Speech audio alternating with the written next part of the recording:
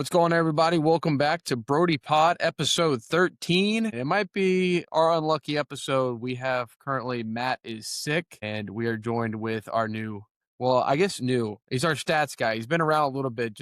Me and Matt have shouted him out a couple of times. We're here with Ethan, and he's kind of been behind the scenes, helps me and Matt with some of the stats, getting the show notes all organized. And we originally planned to have me, Ethan, and Matt on the pod, but then Matt got sick, so we're wishing him well. And welcome Ethan to the pod. Yo, thanks for having me. For everyone following along, if you're over there on the YouTube, be sure to like and subscribe over on YouTube, or if you're over on Spotify, follow us on Spotify, and also just rate the podcast if you can. If you want to stay up to date on the podcast, whether it's the TikTok, Instagram, or the Twitter, follow us at BrodiePod. And I guess with that, we can get into Brodies of the Week. Since Matt isn't here, Ethan is going to have some Brodies of the Week. It was kind of last minute, so don't harp on him too much about it. But I guess I can get started off with my Brodie of the Week, or my Brodies of the Week.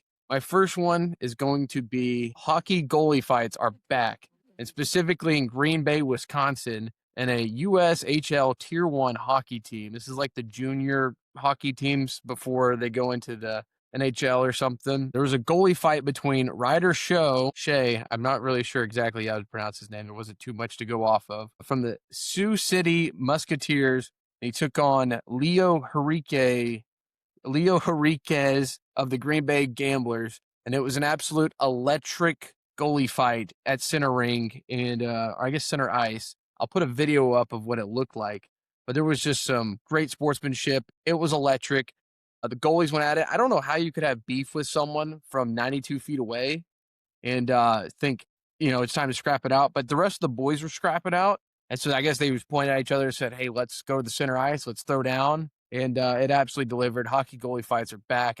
They're very rare, but whenever they happen, the whole stadium or arena goes crazy on it. So if you want to know who ended up winning the fight, Leo from the Green Bay Gamblers ended up winning the fight. And Green Bay also won the game 5-2, so a little double whammy there. This full disclosure, this is a little late. This happened Saturday, November 29th, but it finally just showed up on my Twitter feed. I was like, I got to talk about this. So it's my dream to see a goalie fight in person. I feel like that's definitely rare for goalies to fight being so far away. I guess they wanted in on the action there. And yeah, they ready to scrap it out. Yeah, I mean, it had to be a great fight with your name Ryder and Leo. Yeah, and I think Leo actually just got invited to, it's like the U.S., or not U.S., the Olympic junior team for, it's a European team. I don't want to say which one because I don't want to offend anyone on which I'm going to say. There's like 50 countries over there. It's one of those. One of the Europe teams. Yeah, one of the Euros. Listen, all we care about is Team USA. We got the Olympics coming up, by the way. So I just want to get us ready for hockey season as it's approaching. I think it's January or February the Olympics are taking off. So yeah, I seen a couple weeks ago that all our Winter Olympics gear is made by Ralph Lauren, and they put a little preview of what some of the gear is going to look like, and it's going to be pretty sweet. Are they doing like the hockey gear as well? I would imagine so. Or is this just like the walk-in intro, like the suits and stuff? It may be the suits. I think it's probably the suits. Yeah. I can't image Ralph Lauren making great hockey gear. I mean, that would be pretty cool, though. That would be, they would be stylish, but there's no way that's going to work. Yeah. We'll do a whole, when the Olympics come around, I believe it's February or something. I should pay attention to NBC because they've been saying it nonstop, but it's coming up in 2026. We're going to be ready for it. And the U.S. team is, of course, going to take away the gold. But I just wanted to shout out, Green Bay Junior Hockey League. It's, electric. Going into my next Brodie of the Week is Lando Norris. We talked about a little bit at the end of the last episode, but Lando Norris has officially won the F1 World Championship. He becomes the 35th man to win this title since 1950. There's been 76 titles total given out. And, of course, multiple people have won, trophies here and there. He's the first McLaren driver, actually, since Lewis Hamilton in 2008 to win the World Championship. In total this season, Lando won 7 times and had 18 podium finishes. And the final race, like we said, was in Abu Dhabi last Sunday at 7 a.m. Max Verstappen did win this race. He got first. Oscar Piastri got second. And Lando finished third, which I think he had to finish fourth or worse if Max won. So he ended up winning the championship by 2 points. And Lando has been in F1 since 2019. He started off in the karting leagues, I guess, in 2008 and has worked his way up since. And just shout out Lando Norris, absolutely my Brodie of the week, doing something that he's very early in his F1 career and he's already winning a championship. So you could just tell the emotion pouring out of him after he said he was shaking coming around the last 3 turns because he was like, it's finally here. My moment's finally here. And was able to celebrate it with his whole McLaren team. So shout out Lando Norris. Hey, that's awesome. Yep. And Ethan, what is your Brodie of the week? I think, do you have one, maybe two? I have two. I can do two. So my first one's going to be the man Josh Allen, who absolutely electric, beat the Bengals 39-34. Josh Allen went 22 for 28 with 151 yards, 3 passing touchdowns, had 1 rushing touchdown that was a 40-yard rushing touchdown. I don't see how that bad. Was the longest of his career. Yeah. And I mean, give it up on the Bengals are the ones to give up that touchdown, which should fit because they have what people say is a bad defense. I mean, I was watching this game. It was a close game. It was 2 heavyweights going at it, it felt like, with Joe Burrow back. It felt like it was definitely a more high-powered offense. Like, you could tell both teams need some defensive help really bad. But it's always fun to watch some type of games, I feel like. I'd rather watch them than watch 2 defensive battle games that... Yeah, show me some high scoring. Yeah, like, I don't want to see a 3-3 game. Especially in the snow, man. I want to see a high-scoring game. So give me the Shady McCoy in the snow game or something. Yeah. So he had 9 carries on 78 yards. And like I said, the longest was a 40-yard touchdown. And if you had him on fantasy, you are very happy because he had 37 points. If you played against him in fantasy, your season's probably over, especially as we're in the playoffs right now in fantasies. Yes. I played against him, unfortunately. Yeah, you okay? In my league, how it's set up, we have a little bit higher point system, so he put up 48 on me. And that's lucky. Yeah, I ended up winning the game thanks to Barkley, but you ended up winning out? I did end up winning the game, but you were the anomaly. Nervous. I was nervous there after watching Josh Allen put up that many points. That's insane. Way to go, Bills. I think Bills keep their season alive. Bengals probably season's over after that one. 9 losses now. The Bills, if they can figure out a way to put that defense together, this may be their year to win a Super Bowl with the Chiefs not making it. Yeah, probably not going to make the playoffs. I think they are officially eliminated. Whoa, Ethan. We got to wait for the rest of the pod. We got to get that NFL. You see, you're filling in great for Matt. He likes to jump ahead in seconds. My bad. Yeah, I like it. You're teasing out what's coming up. So, right. My second Brodie of the week is going to go along with your attire here. It's going to be Ben Roberts, linebacker for the Texas Tech Big 12 champion Red Raiders. Way to go. He had 3 interceptions in that game, which linebackers really don't get more than maybe 1 interception. And he had 3? He had 3. He had 3 interceptions and then 5 tackles, which he did have 3, aren't too much, but he had I think his second interception was the one-handed, basically Beckham-esque. Yeah, interception that was awesome. I might have been jumping around when that happened. Yeah, no, I was hyped. It was great, and I like the. He ended up getting player of the game. He did. He was the MVP. Yeah, he was Big 12 MVP of the game, which was pretty cool. They get a championship wrestler's belt. Yes, that was awesome. I'd rather have that than the actual trophy. Like, that was pretty cool. Yeah, and, I mean, that's a great thing to wear. With Jacob Rodriguez being a senior and Ben Roberts being a junior, I mean, it feels like we're going to have another Jacob Rodriguez 2.0 next year, and the linebacker positioning doesn't feel like it's going to take a hit too much with Jacob gone. I mean, he will be a big hit, but at least we have someone that's obviously showing up in a Big 12 championship game. Yeah. Ben Roberts. Honestly, Ben Roberts has been balling out this season. It's kind of been a little overshadowed by what Jacob Rodriguez has done, but he's been a solid linebacker for us. Yeah, I mean, if we don't have Jacob Rodriguez on the team, Ben Roberts is probably one of the best defensive players on the team there. In the linebacking position, secondary area. I love it.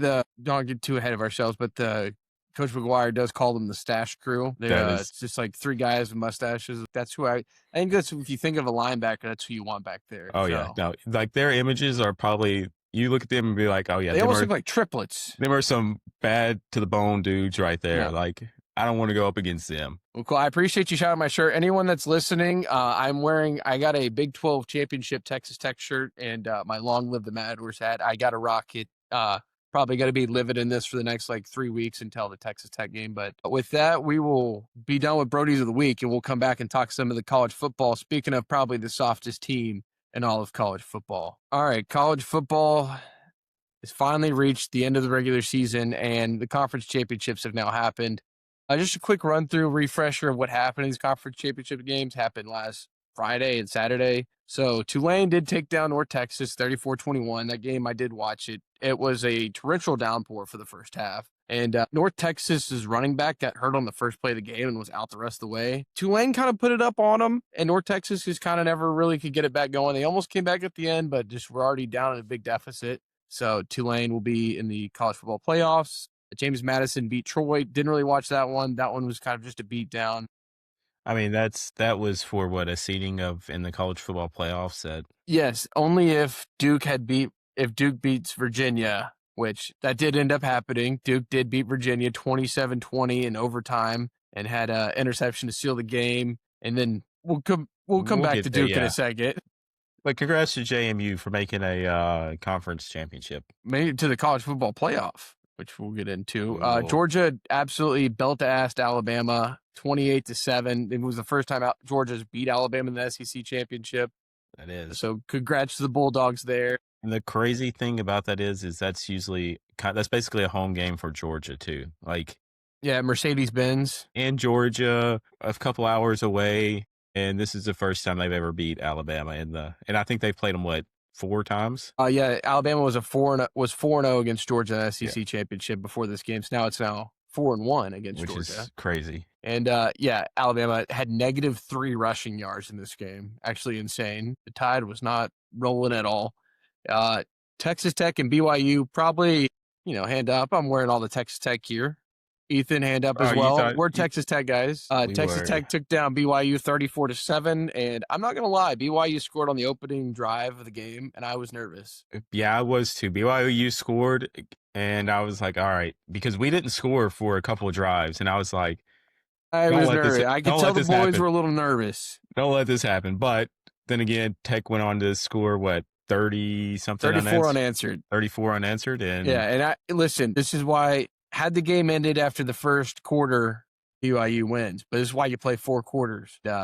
As Ethan kind of alluded to, Ben Roberts had himself a day, took over this game. And then probably game of the night, which depends how you define game of the night. Indiana. I mean, it was the game of the night because it was one of the only games on. Yeah, it was this and Duke and Virginia. But Indiana took down Ohio State 13-10.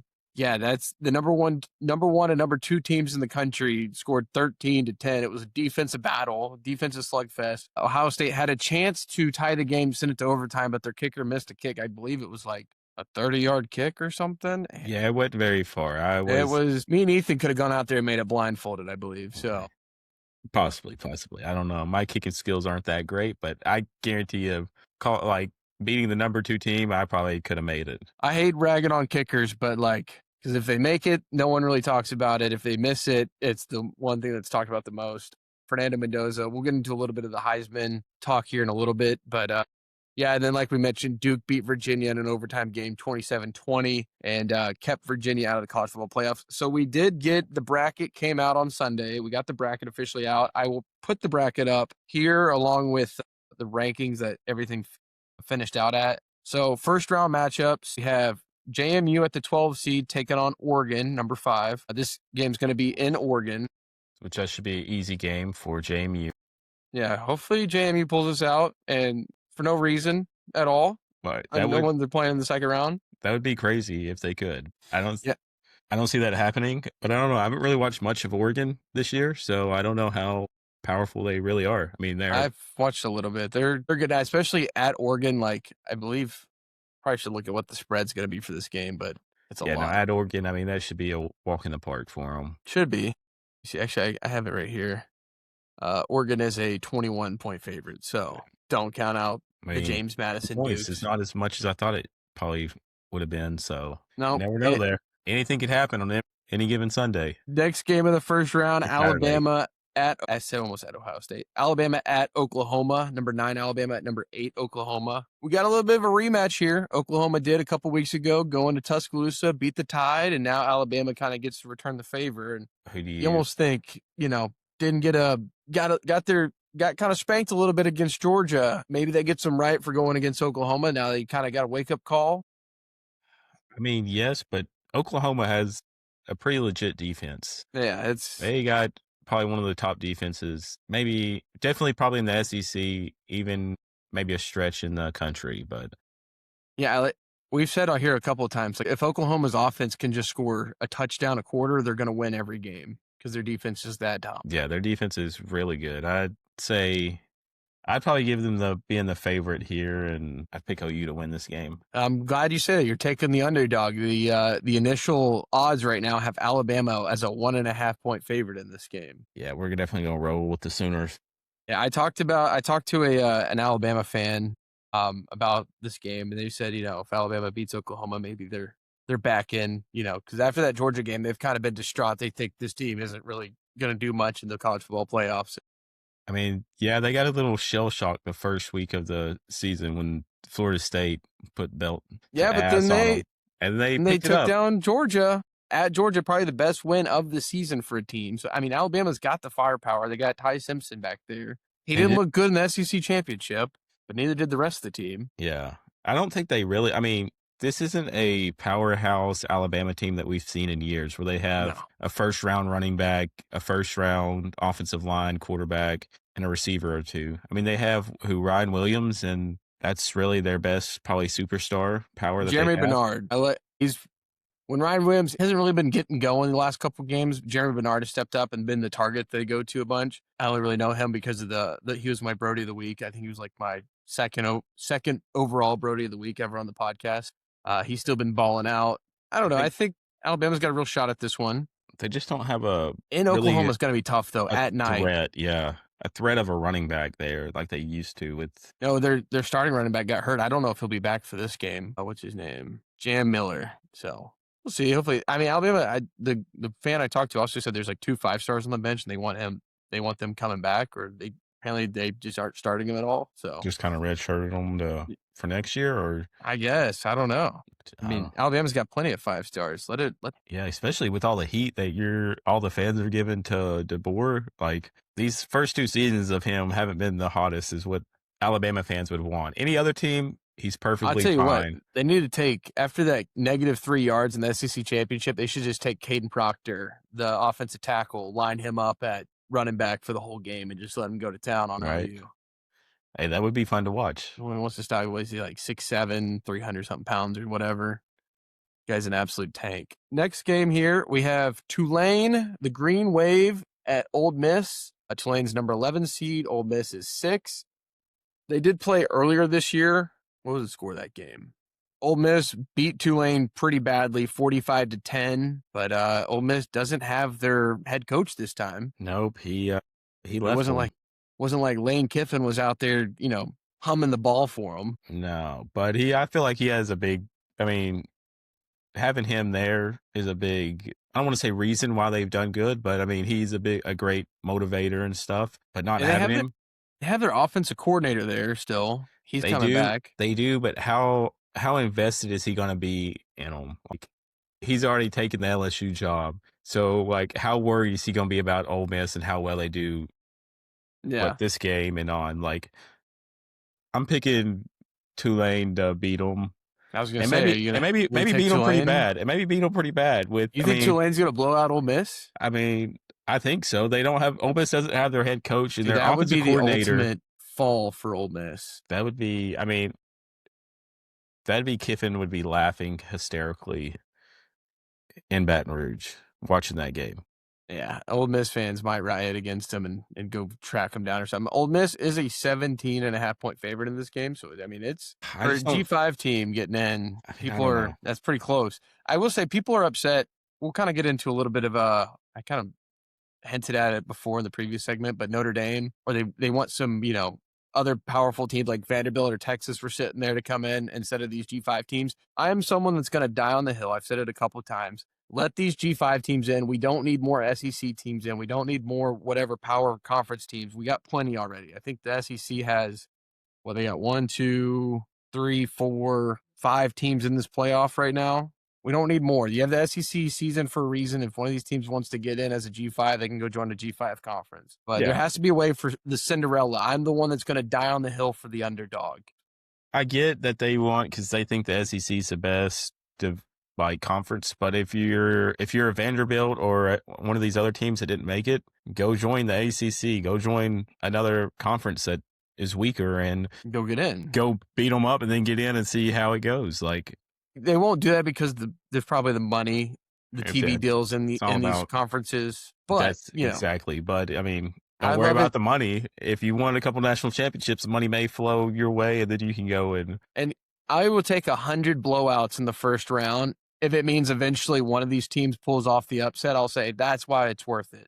That's why it's worth having JMU in that beat Oregon, or that's why it's worth it having Tulane and having a season. It's definitely tougher to upset in college football than college basketball. Like when we see March Madness, we see one of these 15 seeds or 16 seeds go on a run. And that's only happened recently. But I think even with like NIL and stuff, like it makes it a little bit more parity in the league. It's not like, Alabama of old or I don't know who else. Yeah, NIL opens it up because if you have an Elon Musk that went to JMU, you say, and he has plenty of money, and he's like, you know what, I want to make my school good. I mean, players are going to run to money other than history and like teams of the past that have done good, and so that opens it up. I mean, honestly, or sometimes these small schools can get players that are like, maybe they didn't work out at a big school, so they come to a small school. Look at someone like Haynes King. I'm not saying Georgia Tech is a small school, but he went from A&M, moved around a little bit, and he ended up in Georgia Tech and made them, kind of took them on a magical run. People were talking about them being a playoff team for a little bit. So yeah, it's all about, I think, too, the fit. Like it's not about how good you are and how good the team is. It's more about the fitting in with the offensive scheme and the defensive scheme. Like you said, Hayes King, who was probably, before they lost, the last couple of games of the season there. I mean, beginning of the season, they were talking about him being a Heisman. And I think preseason, he was one of the Heisman finalists that they were talking about. And he did not look anything like Hayes King, Georgia Tech over at A&M when he played for A&M. Yeah. Like, it's all about him out of the college. Yeah, they ran him out of A&M, basically. Yeah, so I mean, that's why I'm always going to be someone that's going to go to bat for these teams, whether, small or big school. Let the small schools have their shot. I think some people are saying that they have to include these G5 schools, or else the college football playoffs will get sued for not I think it's like antitrust laws or something like that. I'm not a lawyer, but apparently there's a possibility for them getting sued if they don't include one of these teams. Maybe at least having one in, there's two. I mean, Virginia could have easily kept JMU out if they would have won their ACC championship game, but they didn't. So JMU got in. Yeah, they had their shot. Yeah, I think they put in the work and won the games. Now, did they win tough games? Probably not. But guess what? They did the same thing as any other school, won the games and won their conference to get there. So they should be in. Yeah, everyone wants to see the David versus Goliath, and just the off chance that I mean, I don't think pulls it off, dude. I want to see it. I don't think a 3-loss team should be in, but that's just me. Like, I think. Well, 3-loss. Are you taking a shot at Bama here for being a 3-loss team and getting in? Because they lose in the conference championship. I mean, they did. I mean, I'm not taking a shot at them, but everyone thought that Texas should be in, but they lost. I mean, they're a 3-loss team. Bama's a 3-loss team. I feel like there's more teams that not. Clemson last year was the first 3-loss team to get in because they won the ACC championship. Yeah, and it's these teams. I don't know. I guess I kind of like the older BCS style where your top 2 teams were the teams that only lost 9 to 1 games, and I don't know. Yeah. Okay. The BCS. Anyone that doesn't follow BCS, it was basically a computer model. Everyone would put the numbers into a computer, and some equation that no one knew what the equation was. It'd pick the 2 best teams. I'm glad we're off of that model, but yeah, I see what you're saying. Just pick the top 2 teams. Maybe if it was Ohio State and Indiana playing for a national championship. I mean, I'm glad we're off that model because it was only the top 2 teams, but I kind of wouldn't mind going back to it to set up the 12 teams, and then like having it help set up, because right now it's a committee that's doing it and they're catching all the flack and all. And it's like Notre Dame, like let's say Notre Dame, Texas, these teams, BYU, these teams that were out, they can't go and say, oh, well, y'all are not doing this and this right, because I mean, well, here's our programming that we put it in that calculates it to be basically perfect. And if you're not Yeah. in, don't lose as many games next year then. I think if they do that, though, they can't have like the weekly rankings or something come out. It's got to be at the end of the season. Yeah. But moving on to the next game here, the first round, the last game of the first round, Miami at A&M. And I think this game, I've been an A&M hater all year. And I think this game could possibly be an upset. It's going to be at 11 a.m., I guess, here Central Standard Time. But the fact that this isn't a night game, I think it makes it a lot more even. It's going to be. I think it may help A&M more. You think? I think if it was a night game, I'd say go ahead and wrap it up. A&M's winning this. But I think it being a day game, I don't know. There's something about Kyle Field at night. It's a little tougher to play in. I mean, don't get me wrong. It's a tough spot to play no matter what. But yeah, it's at night, it's a little bit tougher than what it is in the day. And I think Miami's got something to prove, especially with all the debate over them or Notre Dame. but I mean, going back to what I've said for a while, like A&M's probably one of the best teams in college football that could win it all. But is it the A&M of the South Carolina A&M and the Texas A&M who played like crap, who would be, who I think Miami would dog walk them? Or is it the A&M for like the first, 10 weeks or so that looked like the number one team in the country that could probably win it all? It's made it look really easy. Also to note, A&M's offensive coordinator has left, or he accepted the job at Kansas State. So they're without their offensive coordinator. I don't know if they're going to let him coach or not, or if he left and they're not. But that is something to kind of look at going into this game. Is old Klein going to be able to? It's why Ethan's our stats guy on the inside. I like A&M in this game, but I would not be shocked if Miami pulls off an upset in this first round. It's probably between them and Bama. Like I could easily see the higher seed winning here. 10-7. I will say A&M kind of got screwed in the rankings for just losing one game. Now, granted, it was like to 16 or 17 Texas, so they dropped them down a lot. But I don't think they should have dropped past Ole Miss or OU. So going back, Colin Klein, the A&M's offensive coordinator, will be able to finish out the college football playoffs. Okay, so they do have an offensive coordinator. Yeah, it was a fun thought experiment for like 30 seconds. Yeah. I mean, got to put it in the people's head here. But going back to what we were talking about earlier with Ole Miss, how committed and like is their offensive coordinator is he going to be, knowing that he has a K-State job and all the stuff that he has going on over there? You mean the LSU job? Well, no. For the A&M? Yeah, for A&M. Yeah, for A&M's coordinator, yeah.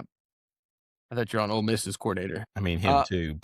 That's funny. Both two SEC schools, offensive coordinators are gone and getting to coach, but that's the problem with you having a good season, bro. People want to come and take your offensive coordinators away, or your defensive coordinators, or whoever's.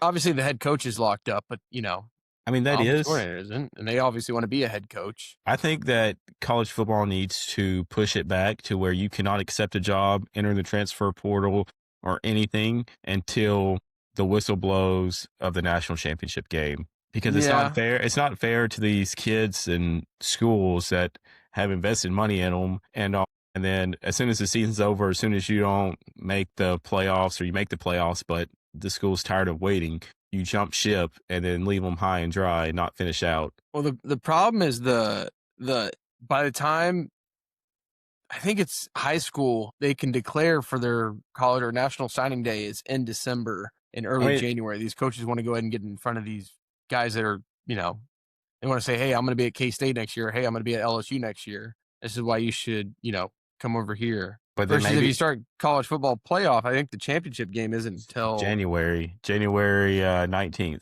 Yeah, you already had the stat ready to go. Sweet. Yeah. So push it up to where National Signing Day and all that's not until January 19th or January 20th, and then have them. I mean, 90% of these kids know where they're going after. I mean, it's not going to take but probably a couple days, and these kids know where they're going after they've been offered. So push it up. Let these coaches and players have to stay and be committed until the season's officially over, and then go. And I mean, just like the NFL, MLB, anything else, free agency, you can't start messing around with players or anything till the off season. Like I like to I was listening to Joey McGuire on this. He said just move the season up. Like, why should there be 3 weeks before the game start or something? I mean, yeah, no, that'd be His great too. highlights that just went off, dude. That was freaky. I thought Someone someone was breaking in in. I thought someone was in my house, bro. I thought I was cooked for a second. Well, all right, I'm gonna finish this out solo here in a second. About to be a recording of someone breaking into my house. Okay, moving on. So the teams that ended up getting the bye, and I'll keep flashing the bracket up here for anyone that is following or watching the video. Texas Tech is at the 4 seed. They got a bye. They'll play the winner of JMU and Oregon. Indiana's at the 1 seed. They will play the winner of Alabama and Oklahoma. Georgia's at the 3 seed. They'll play the winner of Tulane or Ole Miss. And Ohio State is at the 2 seed. They'll play the winner of Miami and A&M. And let me just say real quick, as a Tech fan, I am so glad that Indiana won that game. I think we're on the better side of the bracket. We don't have Ohio State or Georgia on our side of the bracket. Now, granted, Indiana would be a tough game in the semifinal, but I think we have a better chance against that game than Ohio State or Georgia or somebody. I mean, I think we could beat all of them. I think we could beat any team, but I think Georgia would give us the most like run for our money. Other than that, I don't see. I mean, Ohio State and Indiana, like watching that game, it was kind of a little boring game. I don't feel like they are like. I feel like Tech has a way better defense than. I think that was Ohio teams. State's first adversity that they faced all season. Well, I mean, they did in the Indiana game. Texas at the beginning, the first They season. said like in that Indiana game, that was the first time they trailed all season. Like they hadn't been tested at all. Texas Tech, I kind of might say the same thing. Like the only game that we've lost was against Arizona State. We didn't have our starting quarterback, and we still almost came back in that game. But so I have a stat here that I seen earlier. That's the highest scoring margins in FBS is Texas Tech at number 1 with 31.5 points. They have beat their opponents by, and then you have Indiana who's 31.1. Who's right there, and then you have Ohio State, who's 26.8. So, I mean, it's all right there. All 3 of them are close. I have another stat for that little bit of the scoring margin. Texas Tech is the first team to win 12 games by 20 points or more since, drumroll, 2019 Alabama and 2013 Florida State. And I think Florida State went on to win the national championship that year, and Alabama was runner-up in the national championship. Yeah, I believe they lost. I think that was either Georgia or Clemson they lost to. But either way, it's good company to be in. I mean, yeah, I mean, if you go by stats and all, they should be right there. I mean, they should be in the national championship, hopefully. Yeah. So I think as a Tech fan, you're expecting to play Oregon. And if you've been a Tech fan for a while, 2 years ago, we played Oregon and in Lubbock and lost to them. And I think that's why I'm a little bit, I'm a little defensive. I'm like, listen, we ain't going to get past Oregon yet. I think I'm still like licking old wounds on that one. Yeah, but NIL really wasn't a thing back then either. And we exactly. And it was a close game. I think it was like 34-30 or something, 35-31 or something like that. It was a close game, and we have a way better team this year. I mean, Oregon always has a great team, but I feel like I'm taking us over anyone in this bracket. And the Texas Tech, they're in the Orange Bowl, and that's going to be January 1st. I think actually all the games are January 1st, except for the Ohio State one. That would be December 31st, the Goodyear Cotton Bowl Classic. And Indiana in the Rose Bowl, I think, is going to be electric. I really wish Tech would have got the Cotton Bowl. I wish we would have gotten the Rose Bowl, man. The red jerseys and the roses, but I know, but Cotton Bowl's right here in our backyard, and Big 12. I would have loved to have a little bit of home field advantage. Yeah. Maybe be but then we would have had to be like a 2 seed or something. I did see the Indiana Hoosiers are in the Rose Bowl for the first time since 1968. So it's going to be electric, especially someone Fernando Mendoza. We're going to get a little bit of Heisman talk in a second, but I will have another Heisman moment there. I will say I love Indiana's head coach. I love his cockiness and all. I was listening to Cignetti. Yeah. His the post game, I don't know exactly what it was, but they were talking about he was like, what, this is the first ever Big Ten outright champion win, and they're like, no, the third. And then he like came back with some like cocky remark. I was like, this dude gets it. Like, this is awesome. Yeah, it was the first Big Ten first Big Ten championship for Indiana in 80 years since 1945. And when he took over that radio, like when he took over that program, they were like one of the worst teams in college football, if not the worst. I think they had the worst losing percentage in the Big Ten. I'm trying to see. I had like that says a lot of him being a coach. Is like you go to the worst team. Yeah, that is not a very highly like Indiana has 715 losses. It's the second most in FBS history. And no one wants to go play football in Indiana if you're going to the Big Ten. Like, you want to go to Ohio State. You want to go to Alabama, Texas. Like, you don't want to go to Lubbock. You don't want to go to Indiana. You don't want to go, like, to Tulane, like James Madison. And he's able to go in there and turn that program around to be number one in the country, probably for their first time ever. First time ever being number one. Yep, for Like, Indiana. It's crazy. Yeah, I mean, I talk about loving a Cinderella story. Indiana's kind of on that right now, and yeah, like you said, the way they've turned that program around. Can you call it a Cinderella story though? After they made the playoffs last year, like I feel like last year. Yeah, I think the last 2 years have been a Cinderella story for Indiana. I wouldn't say this year specific. Like obviously, last year was definitely a Cinderella. Last year was definitely a Cinderella story. This year is kind of more of they had expectations. Hey, this is who we're going to be. This is who we're becoming. Like, watch out. And Fernando Mendoza transferred over from Cal, and I will say he had probably. I'll insert the interview here. Big Ten champs, how does that sound? It sounds so beautiful. I want to give all the glory to God. We were never supposed to be in this position, but by the glory of God, the great coaches, great teammates, everyone we have around us, we were able to pull this off. Whoever thought the Hoosiers would be here, but now the Hoosiers are flipping champs. Let's go! Going day by day, whether it's the offensive line, the defense, the coaches, special teams, we're all process-oriented to one goal. That's our thing, is we're brothers. We can drag teams into the deep end because we know that we're going to stick together and we're the strongest glue. But it was probably the most electric interview you've ever seen in the post-game of a Big Ten championship. Some people say he's a little bit dorky. I think that's definitely true. I see a lot of Kirk Cousins in him, like in his personality. He is dorky, but I did listen to an interview yesterday where he was saying, all right, I'll shout it out. I was listening to the Pat McAfee podcast he was on, and he was saying like, oh, I wanted to say more, but he was like, at that time, it would have came out like I would have said some like bad stuff, and I didn't want to make myself look bad or the program look bad. So that was just the first things that I could say. Basically, that was like the cleanest things that I could say in that moment right there. Yeah, and then moving over to the other side of the bracket, Tulane and Ole Miss. I mean, you're taking Tulane. I'm probably thinking Ole Miss on that one. But then how do you think they match up against Georgia? I think Georgia's going to – whoever ends up coming out of that game, Georgia's going to pretty much win that. I'm curious because all these – the top four, they have like a month off, basically. Yeah, they don't play till December 31st and January 1st. Yeah. And so how much of a toll does that take not playing? Now, I mean, I guess you can go and scrim it. Like you could do some like scrimmaging against the offense defense, kind of like actual game prep type. But how much of that's going to hurt these four teams? Like last year, the top four teams that had the bye did not make it to the, they all lost. Yeah. So it's kind of a good thing for Tech. It's almost like West versus Rust. Yeah. Like good thing that if you're like Tech who has a banged up team a little bit, you can rest. But how much of that is it going to hurt you? Now, I wouldn't want to go in and play, like you said, Tulane and Ole Miss. Whoever wins that has to go in and play Georgia. I think Georgia probably dog walks whoever comes in there, but I wouldn't be surprised if Georgia kind of struggled a little bit and it was closer than you thought. Just I think the first quarter, you always will see that rust from being off for 3 weeks or whatever it is versus the other team, Tulane and Ole Miss, are going to be coming. They had just played a game prior. Yeah, and they've kind of been clicking. They know what worked and what didn't, and it's going to be interesting to see here. It's definitely going to be interesting. I'm curious on Miami and A&M. Yeah, I think whoever wins that one then has to go and play Ohio State a little bit. And I think that's going to be a closer game than people think. I think whoever wins the Miami A&M game, I think may be able to beat Ohio State.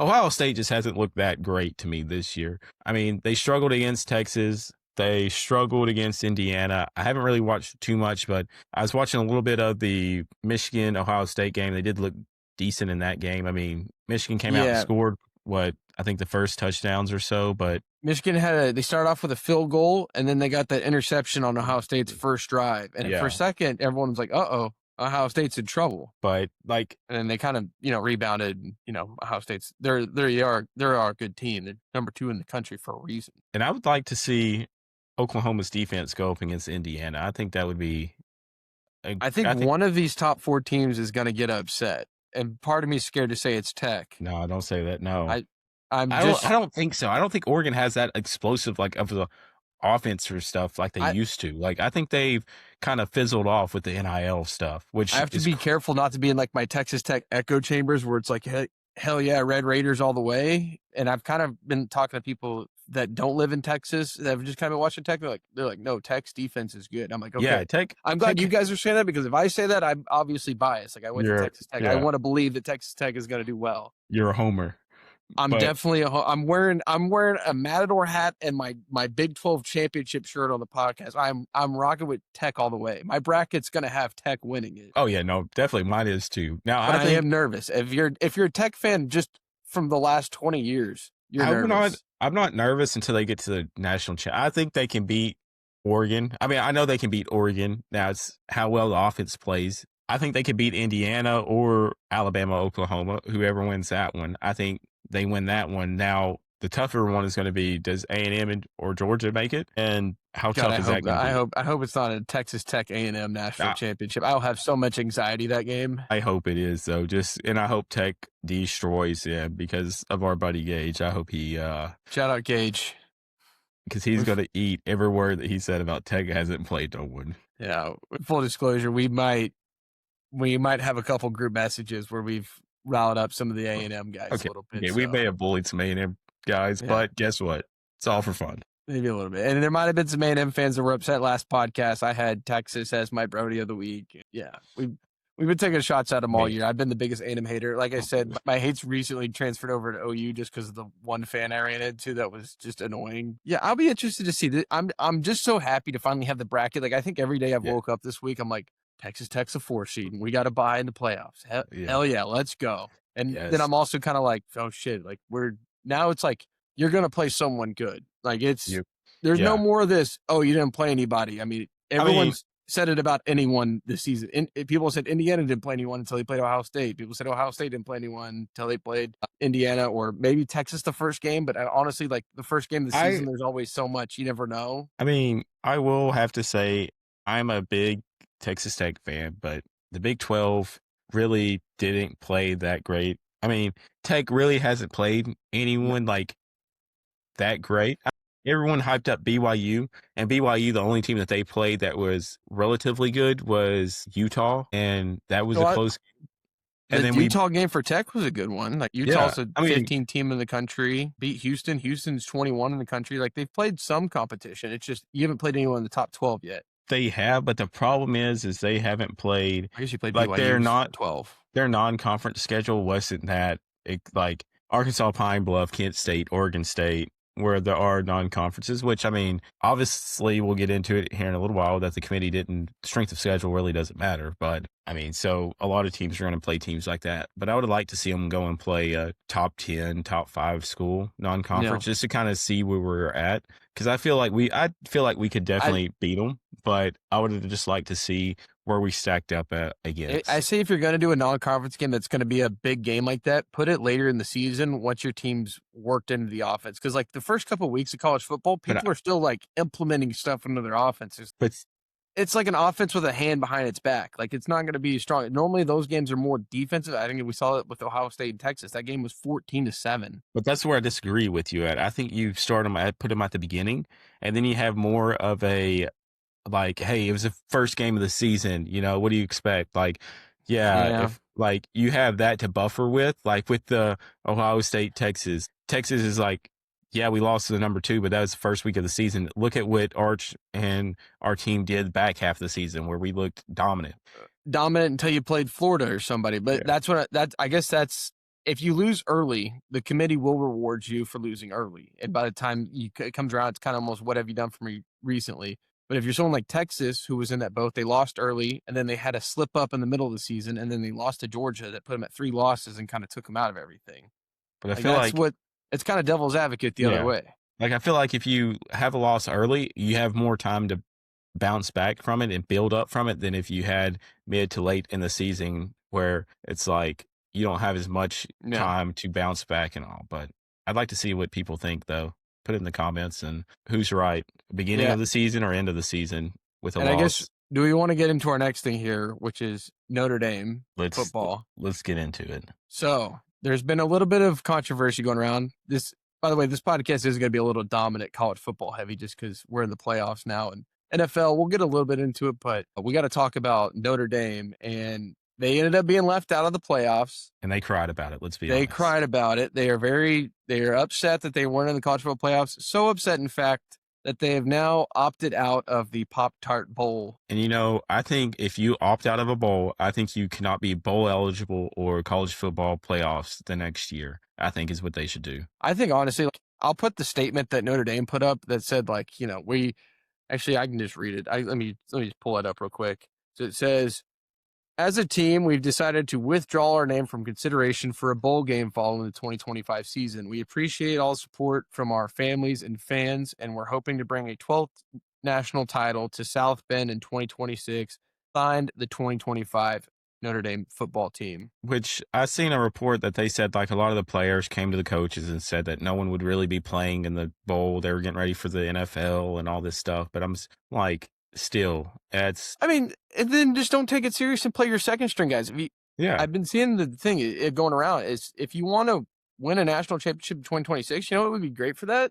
Play the guys that haven't gotten a lot of good playing time this year. Let them go out there in the Pop-Tart Bowl and see what you got in them. The more experience they get, the better they're going to be for next year because they're the guys that are going to be stepping up and playing next year. So they're missing out on. Plus, you get revenue. 15 days of practice time means millions of dollars being left on the table for the bowl. And I like how they're trying not to say that they were mad about the college football. They're trying to make it seem like that. But you literally Sunday, as soon as the bracket came out, you weren't in it. You opted out of the college football playoffs. Even if you weren't trying to whine and cry about it, it made you look like the biggest crybaby ever because you thought that y'all were going to be in it because you were ranked higher than Miami and the college football playoff committee didn't put you in there. Guess what? Maybe you would have been put in there if you played a conference championship, but you don't want to join a conference. I will say, as much as I believe the committee got it right, the weeks leading up to it, they were wrong. This was against all the message boards. Everyone was saying it hey, you guys have a real problem coming here if it comes down to Notre Dame and Miami, and you have Notre Dame over Miami, and there's no more games left to be played versus when Miami had that head-to-head. Now, I believe the committee made the right decision in putting Miami in over Notre Dame, but they should have had them ranked higher in weeks leading up to this. I don't think anyone's upset other than the Notre Dame fans. I think everyone, if you're a college football if you're just a college football watcher in general, you were like, okay, Miami has the head-to-head. Obviously, they should be in over Notre Dame. Yeah, and they're in a conference, so it's it gives them a little bit more of an advantage too. Yeah, I will say, bringing up the conference, Miami did not even win their conference championship game, and they got in. They didn't, but did you see that conference, how tight it was?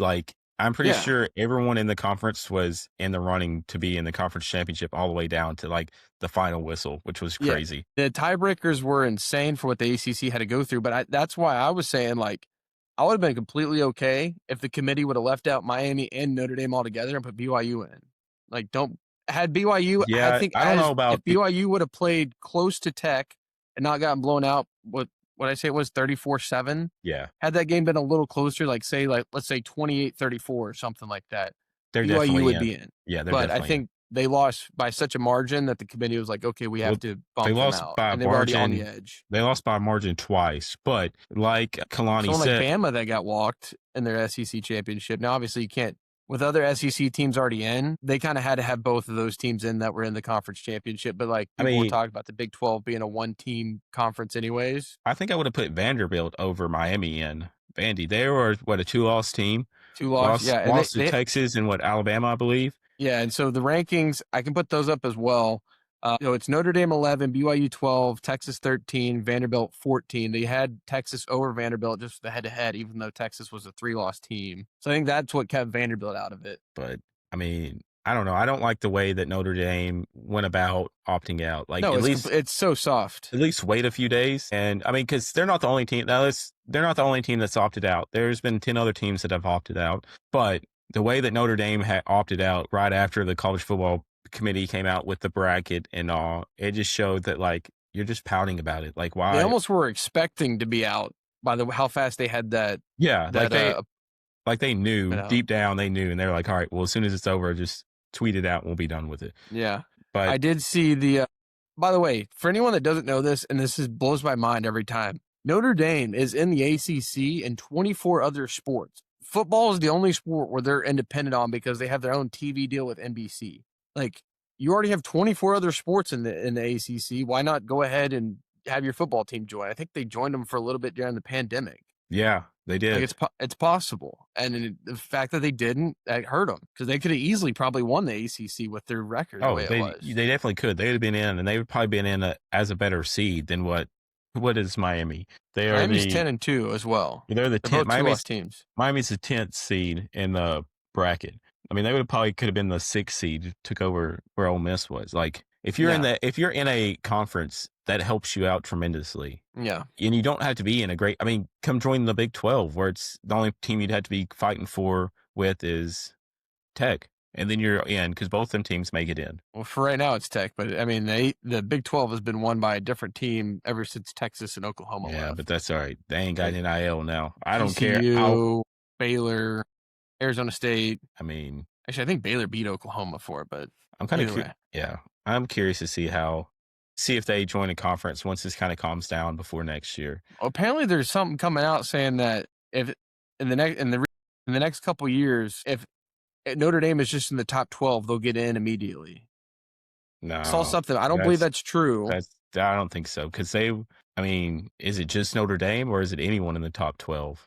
I think it should be any independent school, but they're the biggest name. I think UConn's also independent in football. There might be a couple teams from the Pac-12 that are independent. UConn has a football team? Yeah. No, UConn has one of the best quarterbacks in the nation. I thought UConn only had basketball, men's and women's, and that was it. No, they have a football team. I've watched a game before, and it's about what you expect, but their quarterback is absolutely I don't think electric. I've ever seen a UConn football team on TV. Are you sure? Like, you sure you're not dreaming this? They're out there, and their quarterback's good. The rest of the team is not good. I did see the Notre Dame athletic director. I'm going to mess up his name here, at least his last name. Pete Vekua.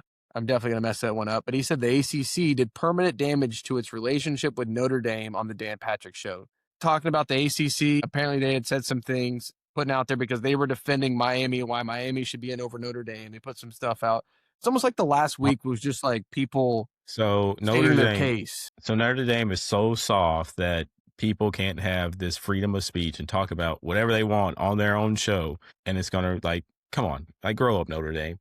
Well, it's good. They were saying because they schedule so many games of the ACC, and that they're the ones that bring the money into the ACC when they play those teams, and that the typical fans that go to the games, like ticket sales drop when they're not playing Notre Dame. Like they're on their high horse.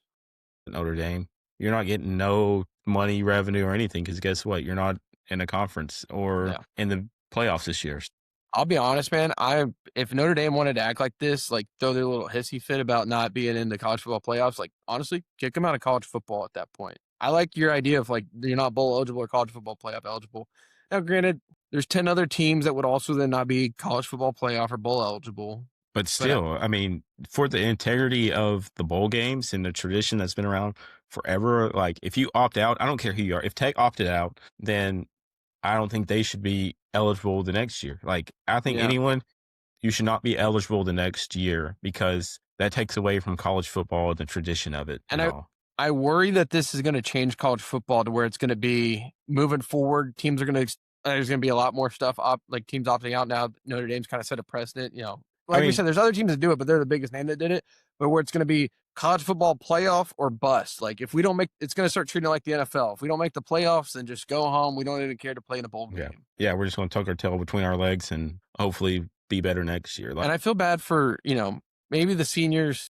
There's some that are getting ready for the NFL draft, but then there's going to be a lot that I think, only 2% of college football athletes end up going to play in the NFL. There's going to be a bunch of them that, they went out, their last game was against Stanford, and they won that game, but they won't ever be able to wear a Notre Dame jersey again and go play, in the Pop-Tart Bowl that too. And I think every bowl game they you get your own rings. You get a ring. Not only that, you get a bunch of swag and stuff too. Yeah. And so these people that aren't going to the NFL or like you said, playing their last game, at least let them go out. It's kind of like the Pro Bowl for the NFL where these players go out and they get all the swag and get to showcase, and it's a fun game. And you get to see cool matchups. It would have been Notre Dame against BYU. We get to see kind of, BYU against a Notre Dame team where we don't really get that in the regular season. So I don't understand why these teams don't want to. I mean, because their seniors don't want to play or whatever, like you have a handful of guys that are going to go to, like Notre Dame doesn't have that many guys going to the NFL. I don't think draft. Like, Yeah, maybe Jeremiah Love is out, but yeah, like they had a red shirt. Was it a red shirt quarterback? I mean, Tech last year we played Arkansas and our starting quarterback was out, and Taj Brooks, which they knew all along he wasn't going to play in the game, but he wanted Arkansas to And it's still game cool to plan see for him. cool to see your team in December play football. Yeah, I mean, yeah, it's a big. Whether you want to say it's meaningful or not, like line it up. Let me see Yeah. my team play again one more time this season because Yeah. this is the last time I'll see this team. And two, you play like in the bowl games, you get matched up with teams that you may have never thought about playing or ever wanted to play, and you have to play them or get to play them, and it's a fun see. Well, what would have happened in this? Like I know, at least used to, like it used to be a big thing of where the conferences would tally up. Like the Big 12 has 3 bowl wins, and the SEC has like 5. Like, all right, the SEC is a little bit better of a conference type thing. Yeah. Like I think this is also more just real quick on the whole announcement of this all. I know probably some of the players said something about this, but I believe this is a coaching decision. I believe this falls on Marcus Freeman, probably the one that's leading this on why this has happened. So I'm more aiming my shots not so much at the players, more at Marcus Freeman. Like, hey, do better, man. Like I do think it's Marcus Freeman that's a lot under this, but they've tried to protect him so much and making it seem like the GM and the AD and the AD are coming out and saying, "Oh, we don't want to do this," because they want Marcus Freeman to look like the good guy and all still. Yeah. But I guarantee he still has to go around and recruit. Yeah, I guarantee it. He's the one that's all mad. I mean, obviously the other guys, AD and GM, are probably mad about it too, but he's probably the most pissed off about it because he is the head coach and coaches these guys and probably does think that they should be in. But yeah, and this is a Notre Dame team that also got in last year after losing to, was it Northern Illinois? They got in, and granted, they made a run to the national championship and came up. They won it. Sure. Did they win it last year? They beat Texas, I thought. In the national championship? No, they came up short. It was Ohio State and Texas. Yeah. Ohio State won. Yeah. They came up short. I don't remember them winning it. Would have been news to me. But, what happens next year? Say they only win 6 games or something. They got to opt out of the bowl then because they didn't make the college football playoffs and weren't anywhere close. I don't know. It just strikes me as soft, and I don't agree with it. Just people I've talked to that have played in these bowl games, they said yeah, no, that's some of my fondest memories was getting to play in the bowl games or something, or all the free stuff that you get from these companies that want to, treat these players right or something. Hey, maybe I didn't get the most playing time before, and then I got to play in our bowl game, and then that helped me lead on to the next season. It helped me give me some film to send out to, maybe NFL scouts or coaches on other colleges and stuff, and help me move around. I mean, and it's not all about the NFL too. I mean, you have the XFL and all these other things that these players one last time. Well, these players can see. You're not going to get drafted to the NFL. You can send the tape off to the XFL, and then there's been a lot of people that have came in or went through the XFL and then made it in, Turpin. Yeah, with the Cowboys from TCU. Backup quarterback, who is it, PJ Washington or whatever, that played a little bit with Carolina. That PJ Washington, the basketball player? No, there's a Parker Washington. No, I'm probably thinking of. Let me look it up real quick. Maybe he's not. It's PJ something. Maybe Walker. Oh, PJ.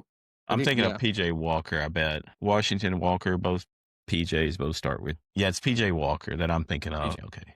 Yeah, he played. I think he's a backup quarterback for Seattle, but he's went the XFL route. Moved around a little bit. Yeah, but it helps guys like that you're not get a little extra film. Maybe you're not on the big board for the NFL draft. Yeah, but and maybe you just need maybe you need a little bit more development, and then you get it in the bowl game or XFL, and then you can jump over to the NFL. All right, so I think that's everything on Notre Dame. I think we got it off our chest there. Moving on to the Heisman finalists are now out for 2025, and I'll read it through real quick, and we'll kind of talk about some people that got snubbed. Specifically, one person. Julian Sayin, quarterback of Ohio State, is a finalist. Fernando Mendoza, quarterback from Indiana, which we've kind of been talking a bunch about. Jeremiah Love, Notre Dame running back. And Diego Pavia, quarterback for Vanderbilt. Am I missing anyone? The committee, the committee's missing a big one. Yeah. But, they just disrespectfully didn't put him on there. I We're don't. talking I think. about Jacob Rodriguez, everyone. I think Jacob Rodriguez should be over Pavia. I think he should be over Sayan, and or honestly, I think he should be over Sayan for sure. Just because Sayan wasn't that electric this year. I feel like you really. Sayan had his moment in the Michigan game. I believe that he's over. That's one game. I believe he's over Diego Pavia or Jeremiah Love. People will say Pavia should be in because of the stats. I say he should be in over Love because Notre Dame doesn't want to play their bowl game. Take him out. Yes, Get back on the bowl game. What is the Heisman? The Heisman is a player stats, right?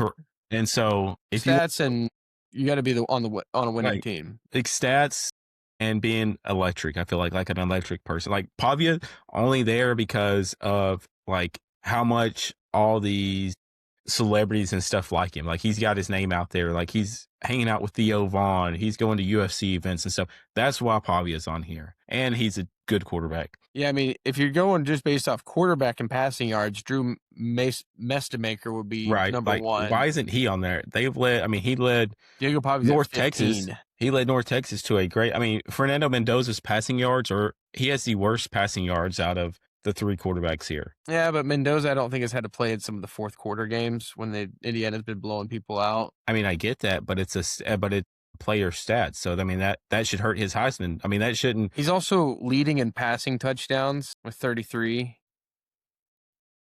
Diego Pavia has 27.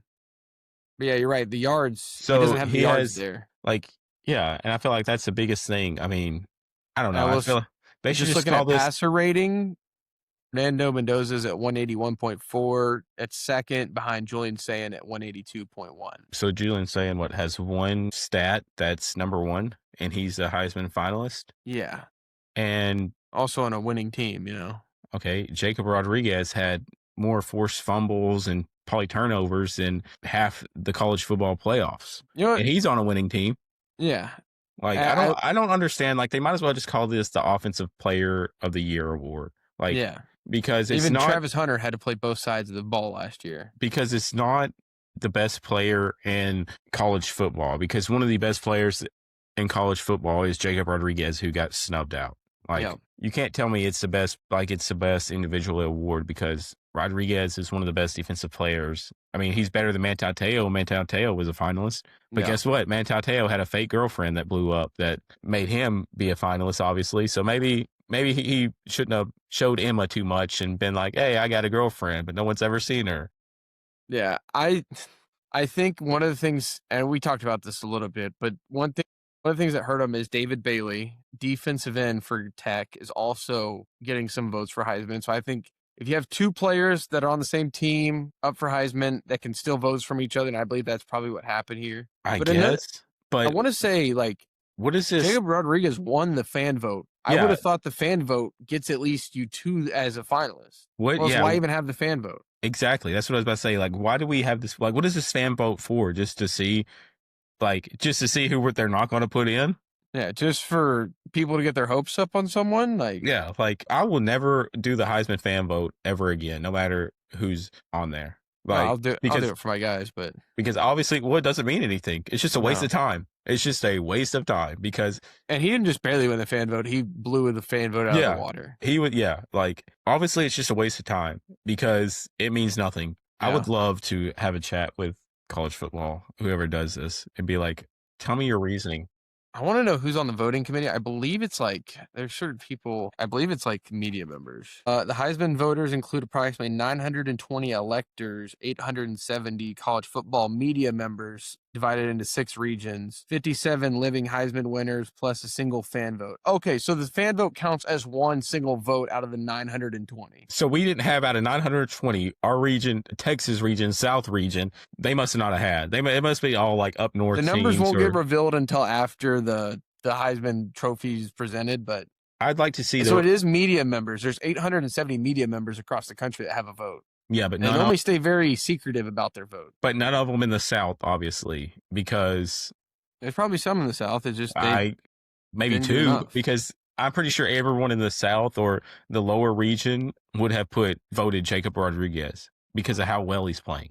Yeah, and so real quick, just on the ballots, just on more on this. So electric ballots are the first round ballots are sent out to electors. The voters then choose their top 3 players, awarding 3 points for first, 2 points for second, and 1 point for third. The finalist is the top 4 vote getters becoming Heisman finalists, and the announcement is then on ESPN Heisman Trophy ceremony. I just think this is all rigged, and I feel like they already know who the finalist is already. There's no voting involved. I'll tell you who's winning it, though. I mean, like, it would have been cool for Jacob Rodriguez to be invited, but Fernando Mendoza is winning this. With all the media attention I've seen from him recently, you can kind of tell. Mendoza's definitely, I mean, it's already, like, obviously, like, I 13-0 team. He's the quarterback, just had his big moment against Ohio State. Now, let me get this. I'm a big Jacob Rodriguez fan and all, but I agree. He wasn't going to win the Heisman probably, but he should have at least been a finalist. Like, if he was a finalist, I would have shut up and wouldn't have said anything about, like, he does deserve to win. Is he going to win? No, because it's the offensive stat award. Like, it's an offensive award. Everyone knows that. The only reason why Travis Hunter did it last year was because he played offense too, and he had Deion Sanders backing him. But, like, hey, Jacob Rodriguez played both sides of the ball. He did. The only problem was he had 1 interception and one interception, and 2 touchdowns rushing though. Yeah, 2 rushing touchdowns and an interception. So his passer rating went very great. Yeah, all right, dropped. I would have definitely loved to see him get invited, but honestly, like, I think Fernando Mendoza is winning it. Plus, if anything, this is going to make Texas Tech after 3 weeks. They're going to come back playing hungry. Hungry dogs fight harder. And now Jacob Rodriguez has been snubbed. There's a little bulletin board material for you now. Now go out there and beat Oregon or beat JMU, whoever comes in. Go prove them wrong. You win that game, well, guess what? You get to play Indiana, who has the Heisman Trophy winner. Okay, go show them why you should have won the Heisman Trophy. Mendoza's going to win it. Who I want to win it personally, out of these, 4, who I want to win it is Diego Pavia. I like Diego. I like Diego Pavia. I think they just wanted his mom at the Heisman ceremony. She is pretty fine, too. I just heard she was wild. I actually haven't seen her at all. I've just heard, like, his mom showed up to the games and the whole family, like, she is ready to scrap people at the games. Miss Pavia is pretty fine. Miss Pavia, open invitation to the podcast if you want to come on as a guest. Yeah, I mean, I think we'll see. When is the Heisman Trophy? Is that next week? Is that December? I think so. When is the Heisman ceremony? December 13th. Oh, that's this week. That's this Saturday. All right.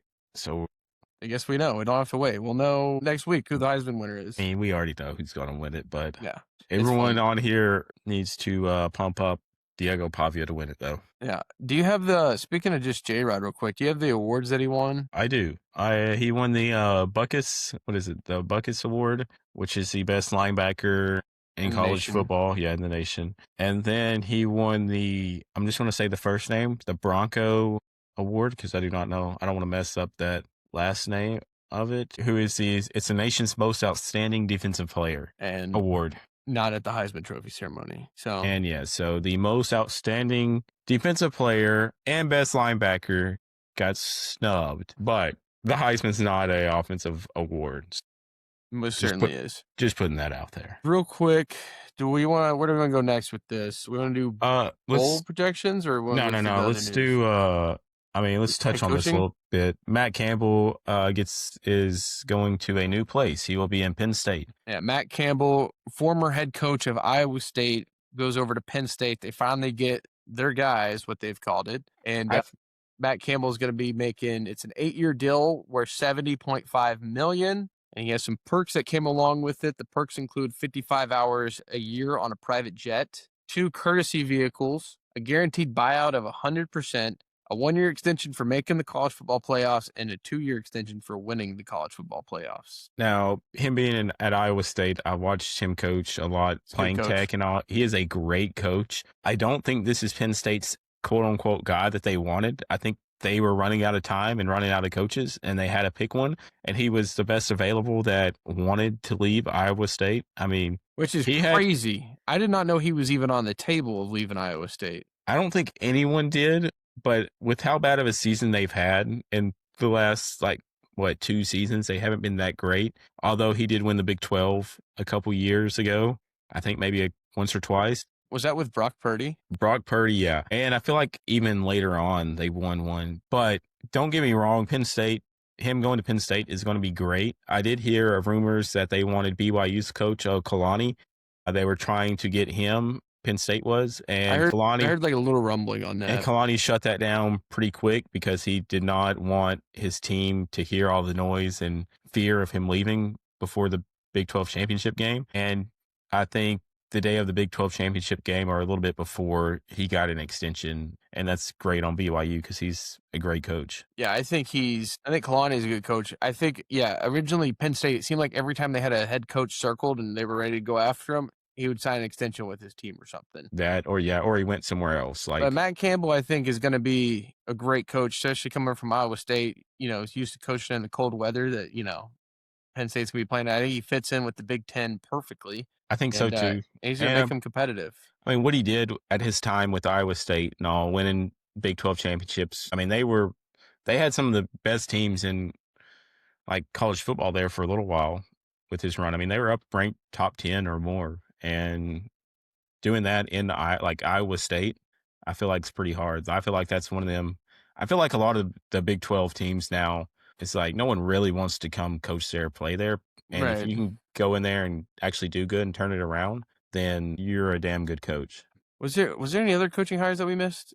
I think that was the biggest one that got announced. Yeah, I don't think. I mean, if some others, there's some other schools that have just kind of been moved around. That was the big name that came out in the recent week. That's like the last biggest, I think, head coaching job that was available there. So I kind of want to know, this 55 hours of private jet, is that for personal use or is that that's school what use? I imagine that's for like recruiting. And how fast does 55 hours get used up? Yeah, and the 2 courtesy vehicles, which that's probably really nice. I do not like. It's like Uber Black. Yeah, I mean, obviously, surely they are buying him whatever. Does he get to pick like whatever car he wants, or is it just like, hey, we're giving you a Ford F-150 here or whatever? I do not like the 100% buyout though. I don't think any college coach. I don't think. I mean, that's just you almost have crazy. to guarantee that now. But that's just crazy. Like 70. So he's going to get $75 million if he stinks it up. Like there has to be incentives into like, hey, if you win this many games or whatever, like what about if he goes 1-40 in his tenure there? They'll buy him out. And then they buy him out like nothing. I just want to see real quick. Penn State is bowl eligible. They're probably in a bowl. I wonder if he'll be coaching in the bowl. Let's see. I got the bowl matchups. And I guess this leads us into our next thing, the bowl projections. You want to do the bowl projections? We're going to run through a couple of the bowls. Penn State is playing Clemson in the Bad Boy Mowers Pinstripe Bowl at Yankee Stadium. Ooh, that would actually be a sick bowl. I'd love the one at the baseball stadiums. That will be pretty cool. I mean, just playing in Yankee Stadium, being a big baseball fan. I bet he finishes at Iowa State. Iowa State's also bowl eligible. Probably finish out the bowl game with them. Iowa State is bowl eligible, but they are not. Oh, they declined. They're one of the teams that opted out. It was that's a coach's decision, Matt Campbell. Now we're gonna get on Matt Campbell now. I don't know. I think, like I said, if it's the coach's decision and it comes out, I think wherever the coach goes is not bowl eligible the next year. Just looking at some of the bowl games we got going on here. Let's see which ones we want to start off with. I mean, they started this weekend. Yeah. And then they're going to be running through. There's a ton of bowl games. Yeah, there's none really that are coming up that really catch my eye. Bowl season. Other than the Xbox Bowl, just because it's here in the backyard. Yeah, at the Star. Missouri State, Arkansas State are playing, like you said, at the Star. That'd be something to go watch if I want to. We might try and go to one of these games. There's 2 bowls at the Star this year. There's that one, and there's UNLV in Ohio and Scooters Coffee Frisco Bowl. Those are like right in the backyard here, so we might try and go to those. I think we were talking earlier, like why the AT&T Stadium's not being used. It's probably for high school football now. That and what are the days of these bowls here? Oh, December 20th is going to be. Oh wait, no. Just So the Cowboys are probably at the.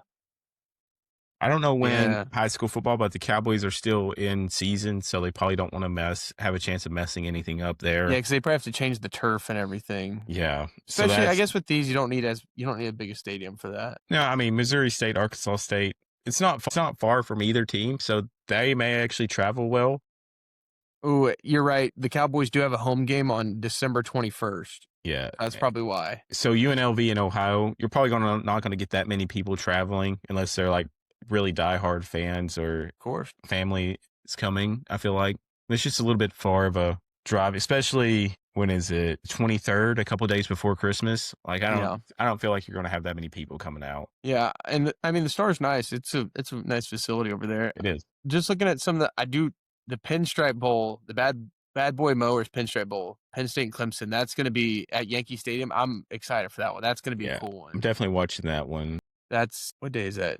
This is Friday, December 26th. So day after Christmas too. Ooh, that's nice. I'm kind of curious on this. There's two games that I'm kind of curious on. Oh, hey, here you go. Wasabi Fenway Bowl. There's where you can watch UConn take on Army at Fenway Park. That's sweet. That's going to be a sick one as well. Then we got the Pop-Tarts Bowl, which, this is the one that Notre Dame opted out of. So it's going to be Georgia Tech taking on BYU. That one's in Orlando, Florida. And I did see there is a push to make this the most watched bowl game of all time because Notre Dame wanted to opt out of it. So they want to put all the eyeballs on it now. Everyone's there's like a big thing going around. So if you can watch the Georgia Tech BYU game in the Pop-Tart Bowl. Definitely watching that. I'm going to probably throw that on 6 different TVs around the house just so I can make sure. Right. I wouldn't mind watching this Kinder's Texas Bowl, LSU in Houston at NRG Stadium. That'll probably be a decent game there. Oh, yeah, that'll be a good one. I wonder if Lane Kiffin's going to be taking over duties by then. No, he can't. I don't think you can take over duties during, I think it has to be next season. Okay. I think there's like a rule in that. I do like the Snoop Dogg Arizona Bowl, Miami, Ohio taking on Fresno State. That one's in Arizona Cardinals Stadium. I imagine Snoop Dogg might be commentating this game. Have to do some research on that. It definitely has to be. That is going to be awesome. In some ways, I've never seen the Snoop Dogg Arizona Bowl. The Cheez-It Citrus Bowl, I think, is going to be good. Michigan and Texas. Oh, yeah, that will be. I think Michigan and Texas have played a couple times, been matched up in bowl games. So the Camping World Stadium in Orlando, Florida. That'll be a good one. Yeah. Let's see. What else we got here? A lot of good matchups. Probably like Nebraska and Utah and the SRS Distribution Las Vegas Bowl. That one's going to be at the Raider Stadium. You'll get to see a bunch of cool stadiums in these bowl games too. And just like teams that you don't ever expect to really see matched up. Like, I don't know, Tennessee and Illinois in the Liberty Mutual Music City Bowl in Nashville, Tennessee. So definitely check it out. I know as a podcast, like we're going to be doing these podcasts still every week. So we'll kind of pregame the bowls coming up, but there is one big game this weekend on Saturday for college football. Probably one of the coolest games ever. If you're not really a college football fan, you should watch this game even more. It's Army versus Navy. This is one of the, I don't know, what's the word I'm looking for? Longest, I feel like, games. It's cool, but maybe prestigious is the word I'm looking for. This is like, they're going to roll out the red carpet. There's a lot of pageantry in this game. Go ahead. I was going to say just the pageantry in this game. Like it's teams that have been playing for a while. They play a very different style of football than probably what you're used to. Yeah. And there's even things like they'll send cadets from each program over to the other one. They'll spend the week with them. And then you'll see in the opening kickoff, they give those cadets back to each other and they go running back to the stands. It's probably one of the coolest things you'll see. So I got a few stats here. So the first ever time they played each other was 1890. So they've been playing for over 130 years. Navy leads the series all time with 62 wins, 55 losses, and 7 ties. That's pretty even. That is, but playing since 1890, that is 130 years, that's a long time. Yeah, and you want to know what's even like, I say it's a different style of football, man. There might not be a single pass made in this game. I will say the quarterbacks are the leading passers and rushers for both these teams. But it's always fun to watch. Like, something that you're not used to watching, the play style and all, but it's always fun and it seems always close. So the most games they've played they've played in Philadelphia the most. It's been Philadelphia has hosted them over 90 times. Okay. Which is this one's in Baltimore, Maryland this year. So it says other cities include Baltimore, East Rutherford, Washington D.C., Chicago, and even New York in early years. I will also say the Navy is projected to win this game. Currently, they're the 6-point favorites. They have a 60% chance of winning this on the matchup predictor at this moment. And Navy's bowl eligible in a bowl game as well. Yeah, Army is as well. They're both bowl eligible. Yeah. But Navy's 9-2. Yeah, they're definitely the better team this year, but I will say in these games, the better team does not always win. That means kind of nothing. But yeah, 2 p.m. on Saturday, this game will definitely be will have my attention. Yes, I will definitely be watching that. I feel like I watch it every year. They always sometimes too have some cool uniforms that they break out. Oh, dude, Navy does have some sick uniforms Like, this year. I wonder if I can find a picture and put it in the podcast. If I can, I'll do it. But yeah, they roll out, like I said, the whole red carpet, man. These teams are gonna have be dripped out and some pretty cool. This is their like national championship game. Like they don't care about making the college football playoffs. All they care about is this game. It feels like. Yeah.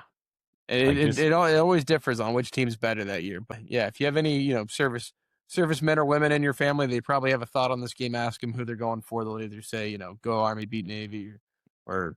And everyone that plays in the games, like they will eventually go on to serve. Yeah. Which is pretty awesome. So, like I said, I guess quick, Ethan, what's your prediction for the game? Who are you taking? Let's see here. What is the I'll go ahead and take. Who are you taking? I'll take the opposite. I want to take Navy on this one, just because I think their quarterback has a cool name. I'll take Army because Blake Horvath. That is a pretty cool name. Let's see. It's a pretty cool name. Let me see here. Army's quarterback is Cale Helams. Yeah, I better just go ahead and tell you the quarterback's name because those would be the guys that have the ball the most in this game. So I'll take Army. What, they're 6-5? Yeah, 6-5, 4-4 in the American. I'm definitely taking the favorite, but like I said, that kind of means nothing in this game. Oh, yeah, I figured Navy was the favorite, but I'll take Army. I'm pretty sure Army won it maybe last year, did they? No, they lost. Probably won the year before that. Yeah, so they won in 2023. So guess what? It's our time to win it again. Go Army. There we go. All right. With that, we will. Hold on 1 second. You're talking about the scoring in the game. So in 2023, the score was 17-11. That's a weird score. Army wins 11, yeah. And then it's probably like 7-0. 2024 wasn't close. It was 31-13 Navy. But I'm pretty sure that was the year that Navy was like really, really good. Yeah. Like in contention. Every once in a while, one of these teams will be really good, and it's kind of weird. Yeah, you're gonna see some hard-nosed football. It's gonna be won at the line of scrimmage. It's how these teams get down. So. But with that, we'll come back to a little bit of NFL. Like I said, this podcast is going to be more college football heavy, but there are some things that happen in the NFL, and we'll be ready to get everything done. There are quite a bit of headlines in the NFL that will be pretty cool. Yeah. I feel like. Yeah, this is week 14 news. Anyway, we're not going to talk about the weeks. Whatever. We're back to a little NFL headlines and stories going around the league, starting off with Philip Rivers. News just came out today. Philip Rivers is signing with the Colts. He is 44 years old. He actually just turned 44 yesterday. And he is now the oldest active player in the NFL. Well, granted, if he plays a snap for the Colts, he will be the oldest active player in the NFL. He's definitely starting for the Colts. The Colts, I don't think, have anyone else but Philip Rivers at the moment. Yeah. And if he starts a game, he will be the 5th quarterback in NFL history to start a game at 44 or older, joining Tom Brady, Vinny Testaverde, Steve DeBerg, and Warren Moon. So anytime you're on a list with Tom Brady, it could be pretty good, but we'll have to see what happens. We got Philip Rivers. He did just become a grandfather, so he did. He might be the only grandfather in the NFL right now. Well, maybe. I did see where he has been coaching his son's high school team, I believe, and they use the same offense as the Colts. And so him and Shane Steichen have kept in contact over the season, the duration of the season, and have kind of talked about things offensive wise with his son's like team and all. So if anyone's the right fit for the Colts, it's probably going to be Philip Rivers because he knows this offense probably inside and out, probably better than Shane Steichen, and it will help a lot. I think the main thing is going to be he is 44. If his body can hold up from all the hits and how well he can play, because he has not played since 2020 COVID. Yeah, he retired officially in 2021, and I believe he had one more year left, and he was going to be eligible for Hall of Fame voting, and now that clock's going to get reset because if anyone doesn't know, you have to be out of the league for 5 years to be eligible to be voted in the Hall of Fame. So what happened if he waited this last year and then came in as a Hall of Famer quarterback? That would actually be insane if he would have waited like another year, been like 45 or whatever, been eligible, voted in, say he's the first ballot. Is that possible though? Like, can you come back after you're a Hall of Famer, or is it like there has to be some unwritten rule about that or something, right? Like they take your bust out of Canton, Ohio for a little bit, and then they're like, okay, put him back in or something. Yeah, like there's no way. I mean, That would be pretty cool if that happened. That is a debate there. Phillip Rivers, Hall of Fame quarterback? I'd say so. I'd say so. He's done 17 seasons in the NFL, and granted, he hasn't won a Super Bowl or anything. Not yet. Some people not yet. Maybe this is the year. Maybe that's why he's coming back. Maybe he has Lombardi in one hand and his grandkid in the other hand at the Super Bowl celebrating. He's going to need to do something because the Colts are currently in 8th place in the AFC, and they have a playoff chance of 27% to make the playoffs. That would be. People might be wondering why we're talking about Phillip Rivers coming into the NFL. If anyone doesn't know, Daniel Jones, and this past week against Jacksonville, I guess in the loss against Jacksonville, tore his Achilles and is officially out for the season. Which is crazy because he tore his Achilles on the opposite leg of his fractured, was it fibula that he had? Yeah, fibula, yeah.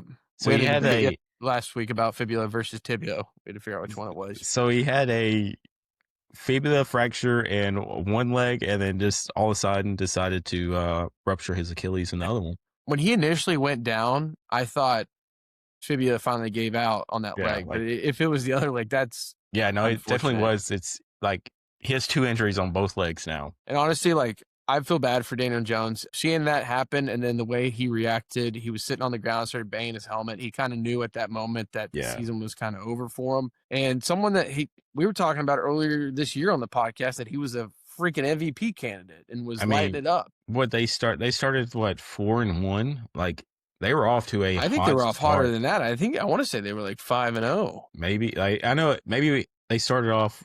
What is it? One moment, I got it right here. Oh, no. Okay, yeah, they were 4-1. They ended up they went 7-1 to start the first 8 weeks of the season. Yeah, and then it just fell off, which I'm kind of wondering if maybe that he fractured his fibula sometime during that 7-1 start, and then is when it fell off, or the kind of downfall of them, because I thought it was against the Chiefs whenever that happened, like a couple weeks ago, but he was just toughening it out. Yeah. And then for his Achilles to give out, that's just unfortunate for him. Which they had. And the Colts in general. Like, the Colts thought they had a really promising start to the year. I think they might have just started off a little too hot. They burned out. Yeah, I think that, and they may have not have switched things up as much the first half. Came back to the second half as the first half, and people figured them out. Which they did have Riley Leonard as the backup. Yeah. That came into this game. The rookie from Duke. Duke. Oh, I guess he went to Notre Dame. Well, he was in Duke, and then went to Notre Dame. And then went to Notre Dame. Yeah, which we just talked. We'll see about I don't know how Notre Dame keeps showing up, man. But I think he went down with an injury, or maybe not. Went down with one, but sustained one during this game. Yeah, it was a grade 1 PCL sprain, I believe, and so his status is uncertain for this next week of games, leading to possibly Phillip Rivers, or it is who was the other backup on the practice squad? Anthony Richardson's hurt with a Anthony Richardson has an orbital fracture, which he's still on IR. But Brett Ripon, so those Rivers and Brett Ripon are both on the practice squad. So that's going to be, they'll probably elevate Phillip Rivers, especially if he has familiarity with the system. Yeah, like I said, he's been coaching it through his now how intense in depth that they've gone. You think he's been running drills with them in high school? Over in the high school scene? Hot? I mean, maybe, but like I said, if anyone, he's the best candidate for the QB job in Indianapolis right now with how he runs the system. He knows it inside and out. Him and the coach have a great relationship because there's been reports that, they've talked all throughout the season. Yeah. I will say you say best candidate right now. You are correct in that. The NFL trade deadline has come and passed. This would have been I shouldn't say nice, but this would have been a good thing to know. Once again, hindsight's 2020. But to be able to know if hey, we should probably trade for a quarterback just in case. But now they kind of have to go look around and sign guys off practice squads, or maybe someone like Phillip Rivers who's 44. Let's play a hypothetical. If they knew this, if they had a glass ball and seen it coming before the trade deadline, what quarterback do you think would fit well in Indy? Jameis Winston. I kind of think maybe Shador. Before, if they could have got him early, before the Browns knew what they had in Shador Sanders, before the Browns decided to quit sabotaging him and actually play him, let him toss the rock a little bit. I think Shador would have fit in kind of nice there. trying to think who else. There was Kenny Pickett on the Raiders, but I'm not a high Kenny No. Pickett guy. There's Jimmy I mean, Garoppolo. I guess it could have been even a guy that's starting too. I mean, obviously not a franchise guy, but like Justin Fields, Tyrod Taylor. yeah, like a Justin Fields or a Bro, I would have let Jameis Geno toss that Smith, thing around. maybe a Geno Smith. Maybe? No, Geno Smith might be retired. No, His time might be here. I do like Jameis, so that is a good like Jameis. So Jameis is like You can put Jameis anywhere and he'll succeed. Jameis reminds me of the 2023 Austin Hodges that the Rangers had when they went on that World Series run. Like just the energy that they bring out. Well, that and Jameis throws a great deep ball, and when you have a receiver like Alec Pierce, who is a great deep threat, or someone like Josh Downs, or even a Jonathan Taylor, like you need someone that can distribute the ball effectively, which Jameis has proven he could do. Now, sometimes he might distribute the ball to the defense, but that's something you got to live. You just got to let Jameis ball. That's kind of live by the sword and die by the sword. I mean, but yeah, like we said, that can't happen. Trade deadline is passed. If they're going to get anyone, it has to be someone that's not on the team. And so call up the 44-year-old Phillip Rivers, come over. The grandpa, Phillip Rivers. And I will say, if Phillip Rivers has to start, we'll do a little bit in our picks and previews, but if he has to make his first start against the Seahawks, that is a tough. Actually, these last 4 games would be the worst teams, probably defense-wise, to start against. So it goes Seahawks, 49ers, Jaguars, Texans. What happens the 49ers are probably the weakest defense out of all of those. What happens if he comes in and runs the table on? If he runs the table on those 4 defenses, first of all, they're making the playoffs. Second of all, they're probably going to win the whole ship. Would it have like? Does he get a contract extension, or is he like, nah, I'll go back into retirement? Like, yeah. How does this work? I think it depends where he goes in the playoffs. If they end up doing just a first round exit, he's probably going to. If it's a first round exit or a Super Bowl win, I think he retires. But if they go on like a run to like the AFC Championship and lose or something, he might come back. But does he want to come back? I mean, this might just be like a couple weeks like type of thing. Does he want to play a full season and play out like? No, the Colts would definitely find another quarterback, at least with backup wise. They might keep Phillip Rivers around as emergency situations, but does Phillip Rivers at 44 years old want to be an emergency? I don't think so. I think he'd just retire and be like, hey, let's see if Phillip Rivers comes in and even stays healthy through these next 4 games. He's coming straight off the bench. If I was to go out there and play football right now after sitting down for the whole year, my body would break immediately. But surely he has to be in some time. I mean, he's had to be in work. He's had to think, all right, some team may call, and if it's the right team, I will go back. Like, surely at high school football practice, he's out there slinging the rock against the scout team offense or something. Like, don't get me wrong, the arm is probably a little less of what it normally was. I bet the mind, like the mental is there. I bet it's still sharp, but I bet like the physical, like the body, if he was to get sacked or something or not getting hit recently, like that's something. So is Phillip Rivers the type of coach to go out there full pads for his scout team offense and like, hey, hit me? Like if the defense could come by and sack me, like you come sack me and all, we're gonna see how good you are, and I need to be.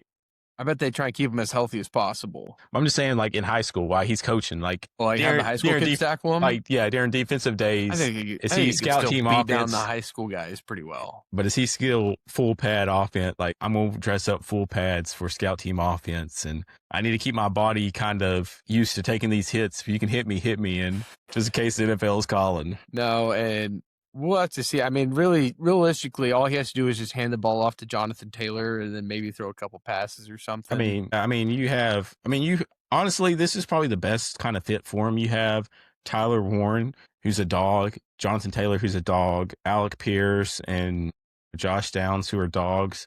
And I feel like I'm missing one receiver who's actually really good. Who? They just got. Oh, no, they traded that guy away. I was going to say the guy on the Jets. There's a guy. They have another. Because Alec Pierce is not the number one. Tyler Warren is. Oh, Michael Pittman Jr. Oh, yeah, Michael Pittman Jr. Forgot about that guy. Forget about Michael Pittman Jr. out of USC. Yeah, I mean, you have probably the best running back, some of the best. The weapons are there. They just need the quarterback. A great tight end. Yeah, I mean, like I said, he's not going into a team that's like the Raiders who don't have no one. Like who don't have the Raiders have Brock Bowers. I mean, Brock Bowers, that's it. They don't have any other like guys. I mean, Genty's starting to come up, like starting to, I feel like, get his feet under him. But who are you going to throw to? Yeah, exactly. Like, you have some of the best receivers. I'll be interested to see if Philip Rivers makes this first start. I don't know who they'd go with. I guess maybe the backup. I did see you said he must have looked good enough or something like that to come out. He did have a couple like trainings or I guess like practices with them, just kind of like or maybe tryouts. Yeah, just kind of They said he workout. looked good enough in the tryouts to where they wanted to sign him. So Yeah. they did their due diligence. Apparently, he still got somewhat of an arm on him, but I just 44 is tough. I mean, I'm not worried about, like you said, I'm not worried about the arm or the mental. I'm more worried about the body like holding up to these hits, especially the gauntlet that you're about to run. Like the top three of those defenses could be considered top three defense. Obviously, Seahawks and Texans, but I don't want to skip ahead. We're going to talk a little bit about defense. Maybe we do talk about the defenses real quick. Those are some really good defenses. I mean, what you have Seattle here, who has a great defense. Yeah, Seattle's been doing it with a bunch of no-name guys. Well, I shouldn't say no-name guys. They got DeMarcus Lawrence out there. I mean, but it's just guys you wouldn't normally expect. I mean, they have Byron Murphy the second, junior, I guess. Leonard Williams, D-Law. I mean, them are the three. Devin Witherspoon. I mean, them are some of the guys that I can recognize. Yeah, right off the bat here. I mean, they got a really good defense. Yeah, and they're Seattle's also the number one defense in fantasy football. If anyone has them, you're more than happy with how your season's going. I have them in one of my leagues, so it's been just kind of set it and forget it. And then like the Texans are probably just the number one defense overall. They're leading in yards allowed per game at 266.3. They're leading in points per game allowed, which is 16. Seattle's in second at 17.4. And Houston Texans are also the second fantasy defense with scoring 10.38 points per game. And then you got someone like maybe the Browns. The Browns say Myles Garrett is killing it, who will probably break the sack. Probably breaks the sack record. Might do it in less games too. I think sack record's 23. And what? 22 and a half. He has what, 20? He has 20 right now. And Browns are leading in yards allowed per game at 165.2. Who do the Browns play to finish out this season? The Bill? Okay, so he should definitely. I mean, the Bears, the Bills, Steelers, and Bengals. He might not break it. Steelers and Bengals, I think you break it with easily. Yeah, Steelers and Bengals are the only probably option. The Bears, you may have a chance to get a sack there, maybe a sack. I saw Caleb Williams has the highest prevention of sacks, getting out of stuff. I mean, yeah, but you're talking about the best defensive lineman in the game right now. And Williams is looking elusive. I mean, I get that. I saw some of the plays on Sunday. I was like, this guy can get out of anything. Honestly, maybe even the Bills. I don't think the Bills have that great of an offensive line, though. Like, Josh Allen has taken some sacks. Like, I mean, say that he doesn't. I mean, say that you get a sack a game against the Bills, Steelers, and Bengals, you broke the record. And I feel like Steelers and Bengals, you probably get a couple sacks, maybe. Yeah, I think, especially with how much the Browns are normally on defense, I think there's definitely going to be a shot for him to break it. It just will have to be against the Steelers. Aaron Rodgers, you talk about old quarterbacks, not as mobile as he used to be. Yeah, that's the thing about Aaron Rodgers, too. He was already the oldest quarterback. Now he's not the oldest. Now he's the second oldest quarterback in the league. Second oldest, I think, player in the league. But the crazy thing about getting robbed. I mean, yeah, but the crazy thing about Rodgers is he's always put up great numbers. Like, even last year when he was with the Jets, I mean, the Jets had a horrific season, but he put up MVP kind of type numbers. He just didn't have the wins or anything to back it. Aaron Rodgers is 2 years younger than Philip Rivers, by the way. So does that mean that Aaron Rodgers, if Philip Rivers plays decent, Rodgers I can play 2 more years maybe? That means Philip Rivers retired pretty early. He retired at 40 or something. When did you said 2021? Yeah. 40. Yeah, so 40. 39, 40, depending on when his birthday, when he retired. Yeah. His birthday was yesterday. Okay. He just talk about a happy birthday present. Right. Coming in. Okay. Let's talk about Eagles and Chargers. And the Eagles have now lost 3 games in a row. Eagles lose this game 19 to Chargers 22. Eagles have now lost 3 games in a row. Like I said, it was the Cowboys, Bears, and now the Chargers. And Jalen Hurts did not look too well in this game.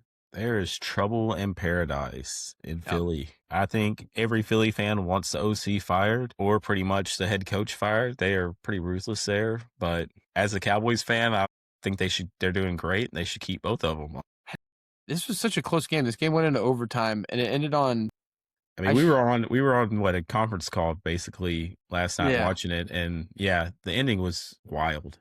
Jalen Hurts did have 4 picks and a fumble in this game. Actually, let me just fix that stat real quick. One of those picks and one of those fumbles were on the same play. Hurts was picked off by D-tackle Deshaun Hand, who then fumbled the ball. Hurts recovers it, and then he fumbles it back to the Chargers. He's now the first player since at least 1978, when this was being tracked, to fumble or have 2 turnovers on the same play. That is not the wild. type of history you want to make. That is not the type of history that you want to be known as. And did you also see Saquon had a 52-yard touchdown run? Yeah, I want to say was it 52 or 55? I thought it was from the 45. It may have been 55. It was a I was about to say, did you see how they did it though? The fake push. Did they do a tush push in this game? They probably did. I didn't see a tush push. I was at a bar last night also watching this game, so I was trying to look up when I could. The times that I've watched it, that I was flipping back and forth, I never saw one. But if maybe this is a new thing where they fake the tush push, get everyone bunched in there, and then give it off to Barkley. Someone else did that recently.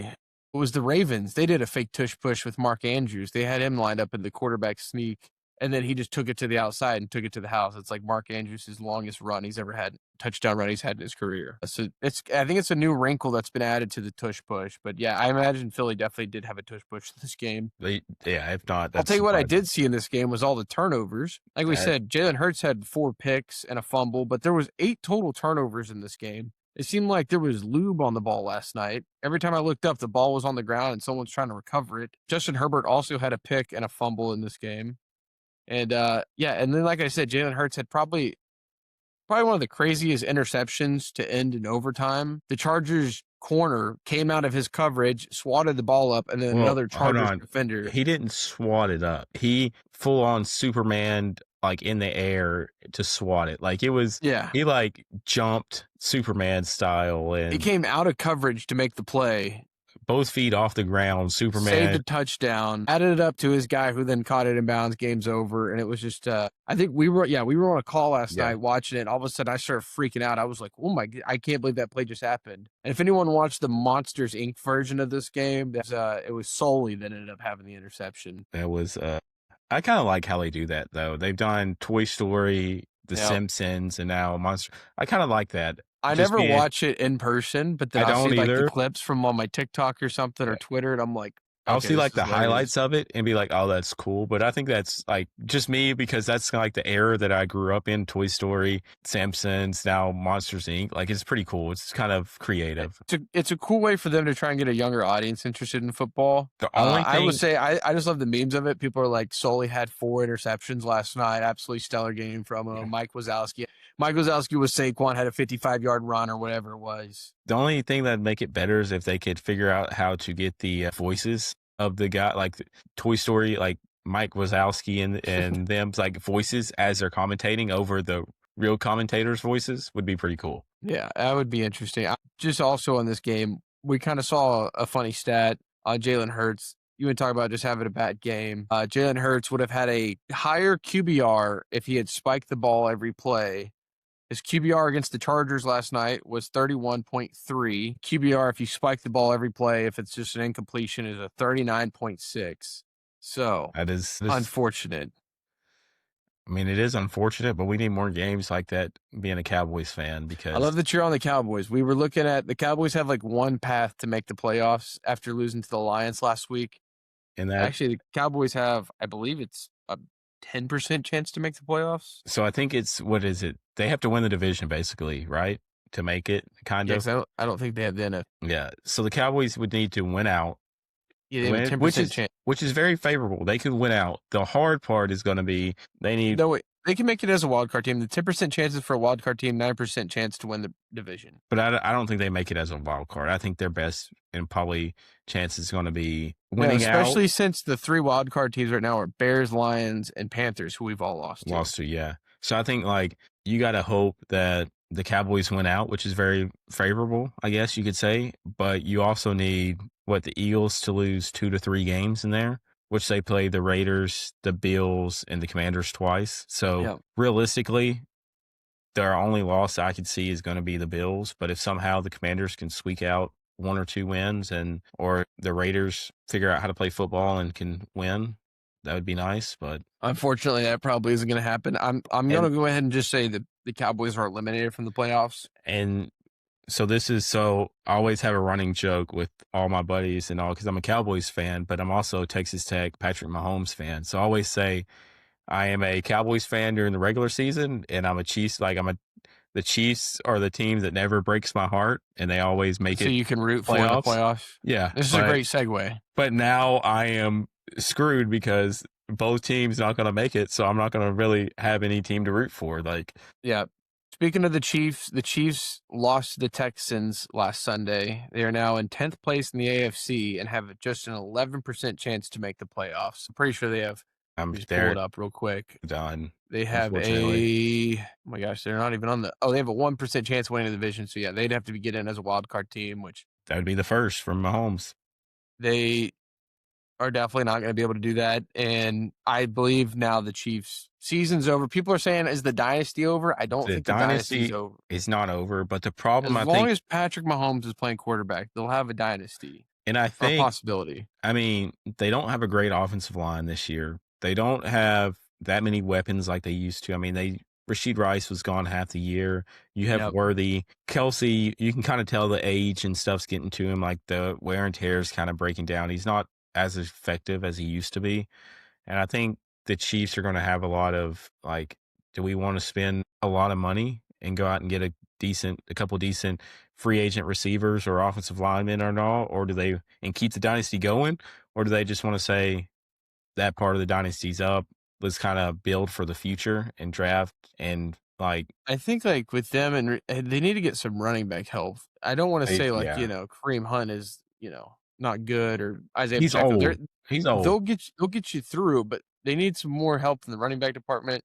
They kind of just almost, like you say, need to kind of retool some things. I think this was a great year. I mean, I think this was kind of great for them, long wise, is they don't have to worry about the pressure of having a quote unquote dynasty now. They can kind of be like, all right, well, we are human, which we knew that, but their flaws have shown a lot this season and they know what to work on. I feel like I do have a running theory right now. It's a working theory, but I believe everyone always talks about the Chiefs and the Mahomes magic that they have, the black magic, whatever voodoo that they're using. I think this year Mahomes transferred some of that magic to Texas Tech. Hey.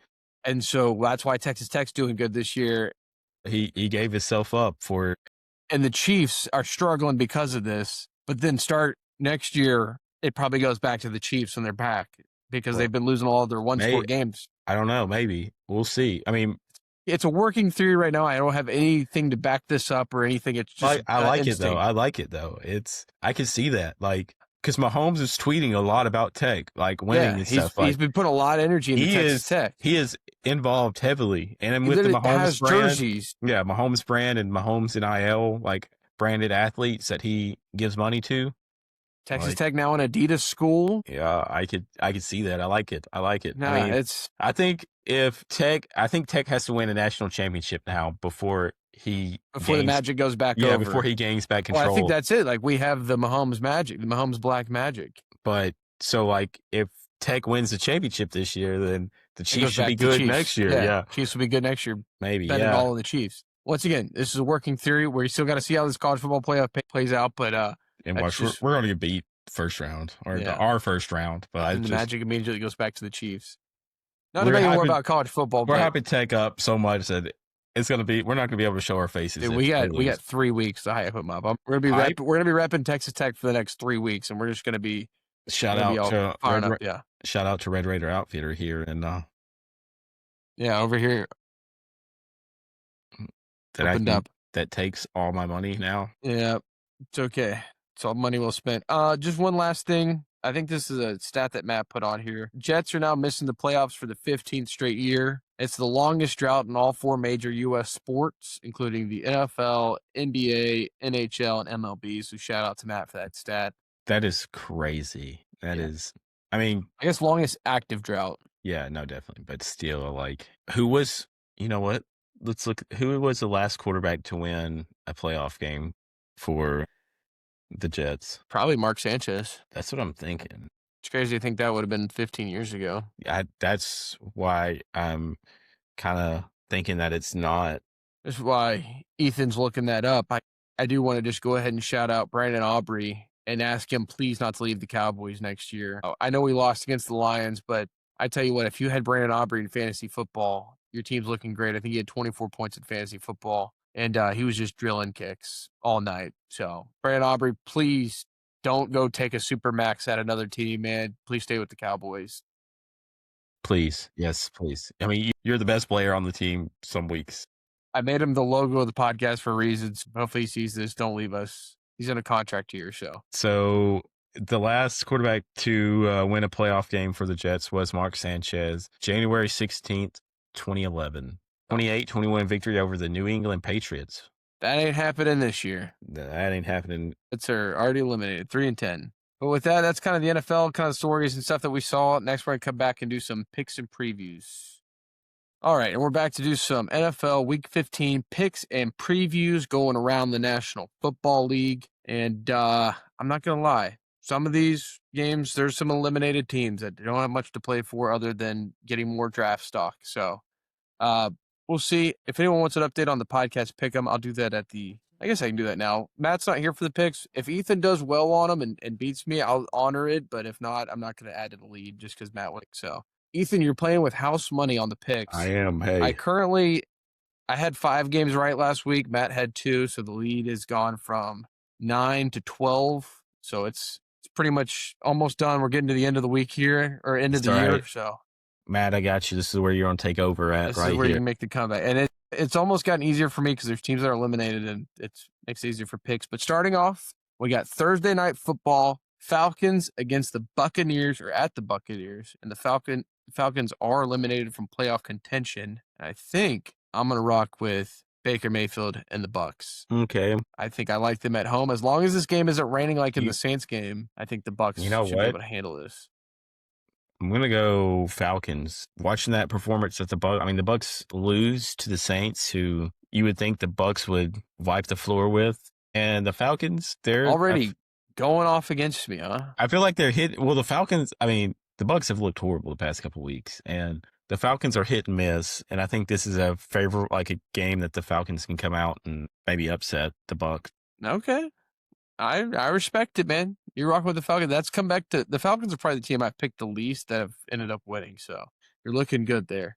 Then we get to the Sunday noon game. It's Browns at the Bears. And last week I faded the Bears. We talked so highly of them. This week we didn't talk about them at all. Also, this game, the weather's going to be 6 degrees, it looks like, just from the early weather predictions. Now, that can change before Sunday, but this is just kind of what I'm looking at. I think the Bears are a cold weather team, but also I think the Browns are a cold weather team. They are, but I feel like Shador's played in more cold weather games than Caleb Williams, being in Colorado versus USC.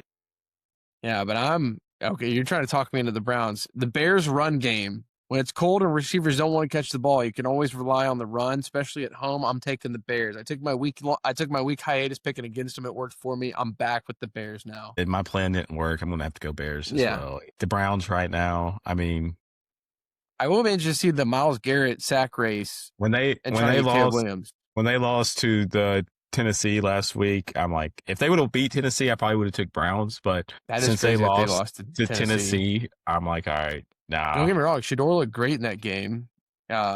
Shador did, yeah. He had 3 touchdowns or something? 3 touchdowns. He had a rushing touchdown. One of them was a rushing touchdown.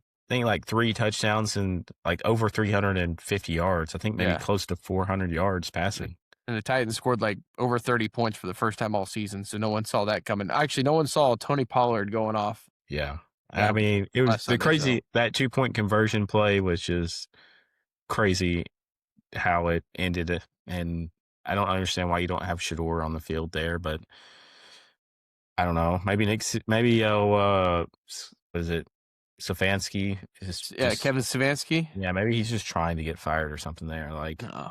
Moving on to the next game, we got Ravens at the Bengals. If anyone doesn't remember, the Bengals did just beat the Ravens on Thanksgiving. And so this might be a little bit of a get back here. Don't get me wrong. Joe Burrow looking great. I haven't picked the Bengals since he came back, and I'm still not picking the Bengals now. Trey Hendrickson, I believe, is out in this game for the Bengals. And a defense that's already plagued, I think the Ravens get back on the horse here and get the win. Okay, did you not watch the Bengals-Bills game? I did watch it. I mean, they can do just fine. I mean, obviously they lost, but they can do just fine. I'm going Bengals here. Okay. The Ravens lost to the Steelers, and you are a true Matt Steppen right now. He loves the Bengals and loves Joe Burrow. I mean, okay, I'm not a big Bengals fan, but I don't feel like the Ravens are that great of a team. Yeah. I think they're getting figured out, although they lost to the Steelers last week. So it's a step back in the wrong direction. They've kind of been going in the wrong direction, but I think they come in motivated for this one, especially an in-division game. But Joe Burrow's done pretty good against the AFC North. Yeah, make sure I get my divisions right. Next game, Chargers at the Chiefs. And this game at Arrowhead. This is a hard one. This is a tough one. The Chiefs have probably everything to play for in this game. The Chargers, I wasn't really impressed against them. I wasn't impressed of them against the Eagles last night, even though they did win. Their defense was doing well, but I believe just at Arrowhead, this is probably going to be my downfall, but I'm going to take the Chiefs again. I'm going to believe in my guy, Patrick. Me being a Mahomes fan, this kind of hurts my heart, but I'm going to go Chargers. I think coming off a big win here, they have momentum. I mean, it is in Arrowhead. It's going to be tough, but I feel like the Chargers honestly are the better team here. I see them pulling it out. I mean, I like the Chargers. Just, I don't know. It's something, I'm just not getting a feeling that they're going to get this one. Next game, this is my game of the week that I saw, and I was like, this one jumps off the page at me. This is the game that I'm going to be watching Sunday at noon. Bills at the Patriots. Josh Allen looked really good last week in the snow. Patriots are coming off a bye week. I think I want to lean towards Josh Allen in an in-division game here. Patriots did come in early in the season, beat the Bills at home, and so now the Bills kind of get to come and give them a little bit of a get back. I think especially after that game last week, defense was playing well, but Drake May scares me, but I'm still going to rock with the Bills on this one. Yeah, I think this game should have been a primetime game, but I don't get paid to do that. So I'm going to go with the Patriots. I'm going to ride the hot hand here. They are one of the division leaders, and I just think that Vrabel has his team rocking and rolling, and he's okay. We're picking some different teams this week. I mean, it's hard to go against Vrabel right now. I do like it, but I think the bye week they're going to be coming off cold. Next game, Commanders, who are eliminated at the Giants. I think he can throw a dart at the wall. I think this is like the same reason the Bills and Patriots is a tough game. This is also a tough game just because these teams are both horrid. Yeah, this is like a flip of the coin of. Actually, the Giants are also eliminated. Both these teams are eliminated from the playoff. I forgot to put they're eliminated for the Giants. This is elimination off. This is which team wants a higher draft pick, and I'm going to lean Giants. No reason other than the quarterback plays probably better than the Commanders. Although, wait, is Jaden Daniels back in this one? Jaden Daniels, yes, he was back last week. He played last week. Did Jackson Dart play last week? Yeah. Or no, the Giants were on bye last week. Oh, well, yeah. But the Giants have lost 7 in a row? Yeah, the Giants, they got dog-walked by Minnesota last week, 31-0. I'm going to go Giants here, but I don't know. I'm going to go Giants here, but it wouldn't surprise me. I mean, it really wouldn't surprise me too much if the Commanders won, but. Yep. That's an elimination off game. Who's more eliminated? That is for the bottom of the division. Honestly, the coin flip is going to be they should just be like, all right, we're just going to coin flip to see who wins the game, because that's basically what I feel like is going to happen. I'm just going to rock with the home team in it, but I don't take any type of betting advice on that game. Stay away from that game. The next game, Raiders at the Eagles. I think I could speak for both of us here. The Eagles have lost 3 in a row, but I think they get it back against the Raiders here. Well, also might be without. You're not going to talk yourself on the Raiders, please. Just looking at who they've played the last couple of weeks, and I mean, if the Eagles lose to the Raiders, there will be a panic in Philly. There will be a real problem. I don't see any. Now, do I want the Raiders to win? Absolutely. Do I see it happening? No, not at all. That is. Eagles are 11.5-point favorite, by the way, in that game. Yeah, that's probably a game that's. Love to see them get upset, though. Yeah, probably another. Especially that would be in Philly. I mean, those fans would actually riot the field. I was about to say, they would be. I mean, they'd set the city on fire, I believe. And all right.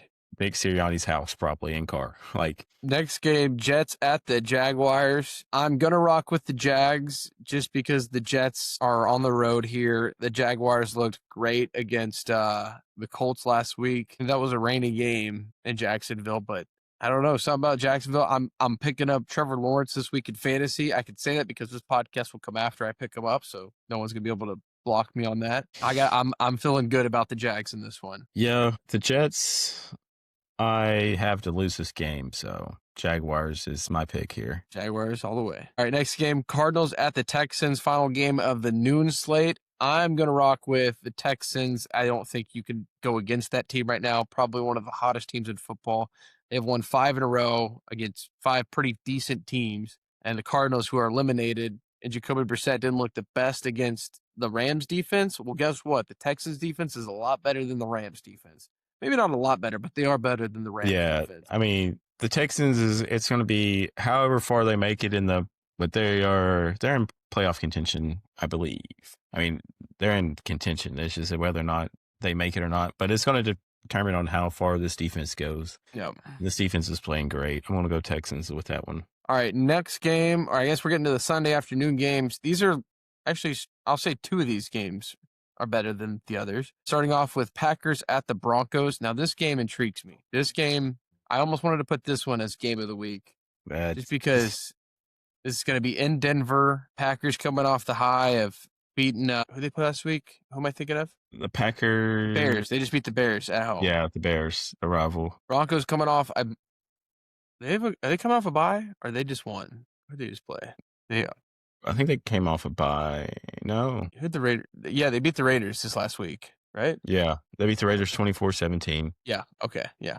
So not coming off a bye, but I'm going to take the Broncos in this game just because I'm rocking with Bo Nix, and that defense is disgusting. But I'll tell you right now, this will be a real test for the Packers, and I want to see them. Actually, I'll say this is a test for both teams.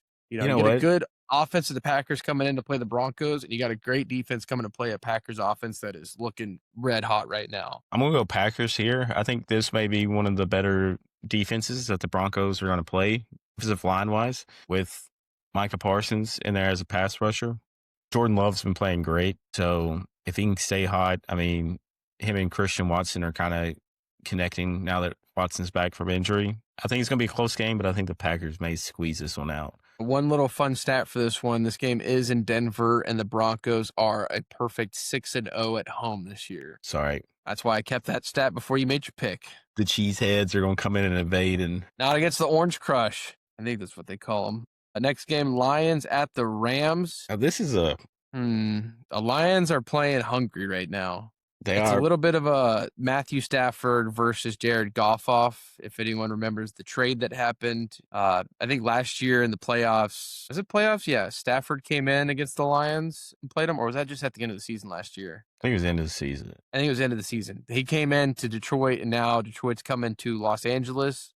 And I'm rocking with the Rams in this game. Rams have been looking pretty good as of late. They seemed to be running up the score pretty easily on the Cardinals. And our Lions defense that is a little banged up. I mean, it is the Cardinals that you're talking about, though. It's Cardinals that beat the Cowboys, though. Yes, and where the Cowboys at in playoff contention. Exactly. Nowhere to be seen. What is it? It is Detroit. Hold on. It's in Rams. It's in Los Angeles. I mean, Detroit just beat the Cowboys on Thanksgiving. You know what? I'm going to go. Not on Thanksgiving. It was last week. Well, yeah. We're a factual podcast here, Ethan. The Packers played them last. I'm a week behind. Yeah. I will go. I'll go Lions here, I think. All right. I tell you what, if you get a bunch of these right, Matt is going to be right back in this. We have been all over the place on some games. All right. Next game, Panthers at the Saints. I'm taking the Panthers. I feel like I have to take the Saints just for Matt here. I got no other reason to take the Panthers other than I'm just picking against the Saints every week. The Saints, I mean, they did get a win last week. Pretty get a win. Look impressive good. Win last week, and maybe they have the momentum here. Here's the quick Saints talk of the podcast since Matt's not here. Tyler Shuck was going to be Matt's Brodie of the week before he got sick. Tyler Shuck looked really good, and I will have to say I was watching some highlights and seeing, I think it was fourth quarter with like 8 minutes to go, and Tyler Shuck made a pretty damn good play for, I'm pretty sure it was a touchdown. Delivered. Yeah, he was really good there. It was honestly probably a top 10 play of the week or year. Are you talking yourself into the Saints? Yeah, I'm going to go Saints for Matt. Saints did beat the Panthers earlier in the year. So there's that for you. And also, Carolina is only 2.5-point favorite in this game. So it's going to be closer than I think a lot of people expect. But next game, Titans at the 49ers. I mean, you're taking the Titans, right, after the week that they had last week? I am not high on the Titans. I'm not either. That's another team I'm not taking no matter what. I'm going Niners on this one, especially coming off a bye week. I forgot to mention there's no bye weeks this week, so a lot more games. That's why we have 5 games in the Sunday afternoon slot. Next game, Colts at the Seahawks. I don't care if the Colts bring in prime Tom Brady, dude. They're not beating the Seahawks right now. Seahawks, I believe, have probably one of the best defenses in the league. Jackson Smith is killing it. Sam Donald's looking great. I'm going Seahawks. And please talk yourself into the Colts here. The Seahawks they're on a 3-game winning streak. They have played Tennessee, the Vikings, and the Falcons, and have won them all pretty impressively. They did lose to the Rams, though, the only competition that they faced.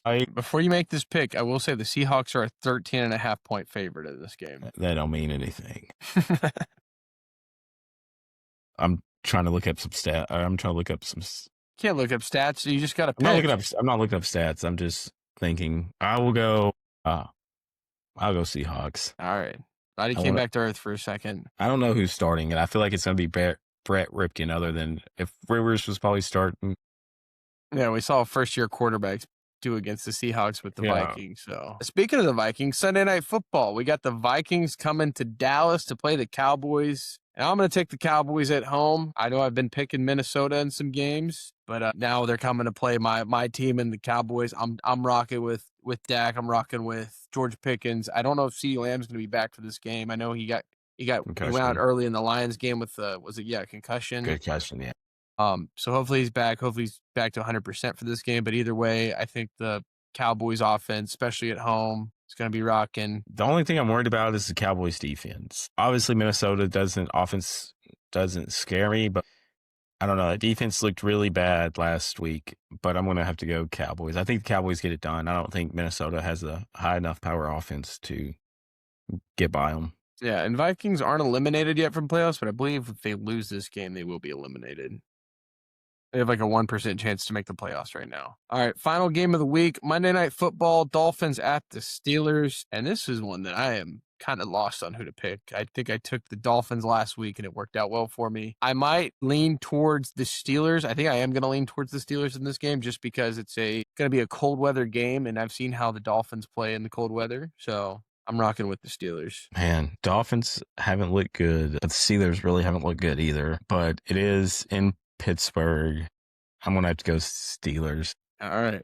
So there's some games out there should shake up the standings for anyone that's following along with the season-long picks and previews. I'm currently up 12 on Matt. I don't know if I said this at the start, but we're still figuring out punishment ideas. If you have any, go over to the Twitter at BrodiePod. Let us know what you think. But with that, we'll come back and we'll hit some of the other sports that have happened and close out the show. We're back to do some talk about some of the other sports, maybe NBA, a little MLB, and then to wrap up the show, starting off with NBA, I'll kind of let Ethan take it away. He's got some good stats and some good numbers, some good little records maybe. There's been a kind of a lot going on in the NBA this week. I did see where Giannis has requested a trade from the Bucks. I did not see this officially. He's requested a trade? Yeah, I seen it early in the week. Well, early in the week, like Monday, I seen it. I think that, or last week sometime. I don't know when it was. Yeah, I think that just relationship there, after they fired their coach, after they won the championship and stuff, I don't think it's a great culture to be in right now. Is there like a lottery of teams that are like lining up that they think have the best chances for it? Or is this all still just fresh where no one really knows? Well, I did see, when I seen where a lot of executives have said, like, we're not spending like 4 first-round picks on him. Like, we don't think he's worth like 4 first-round picks and stuff. So I don't know. I think it's more of him like, hey, I want to trade, and just kind of seeing what's all out there. Because I'd imagine that he probably had like maybe a trade clause or whatever put in.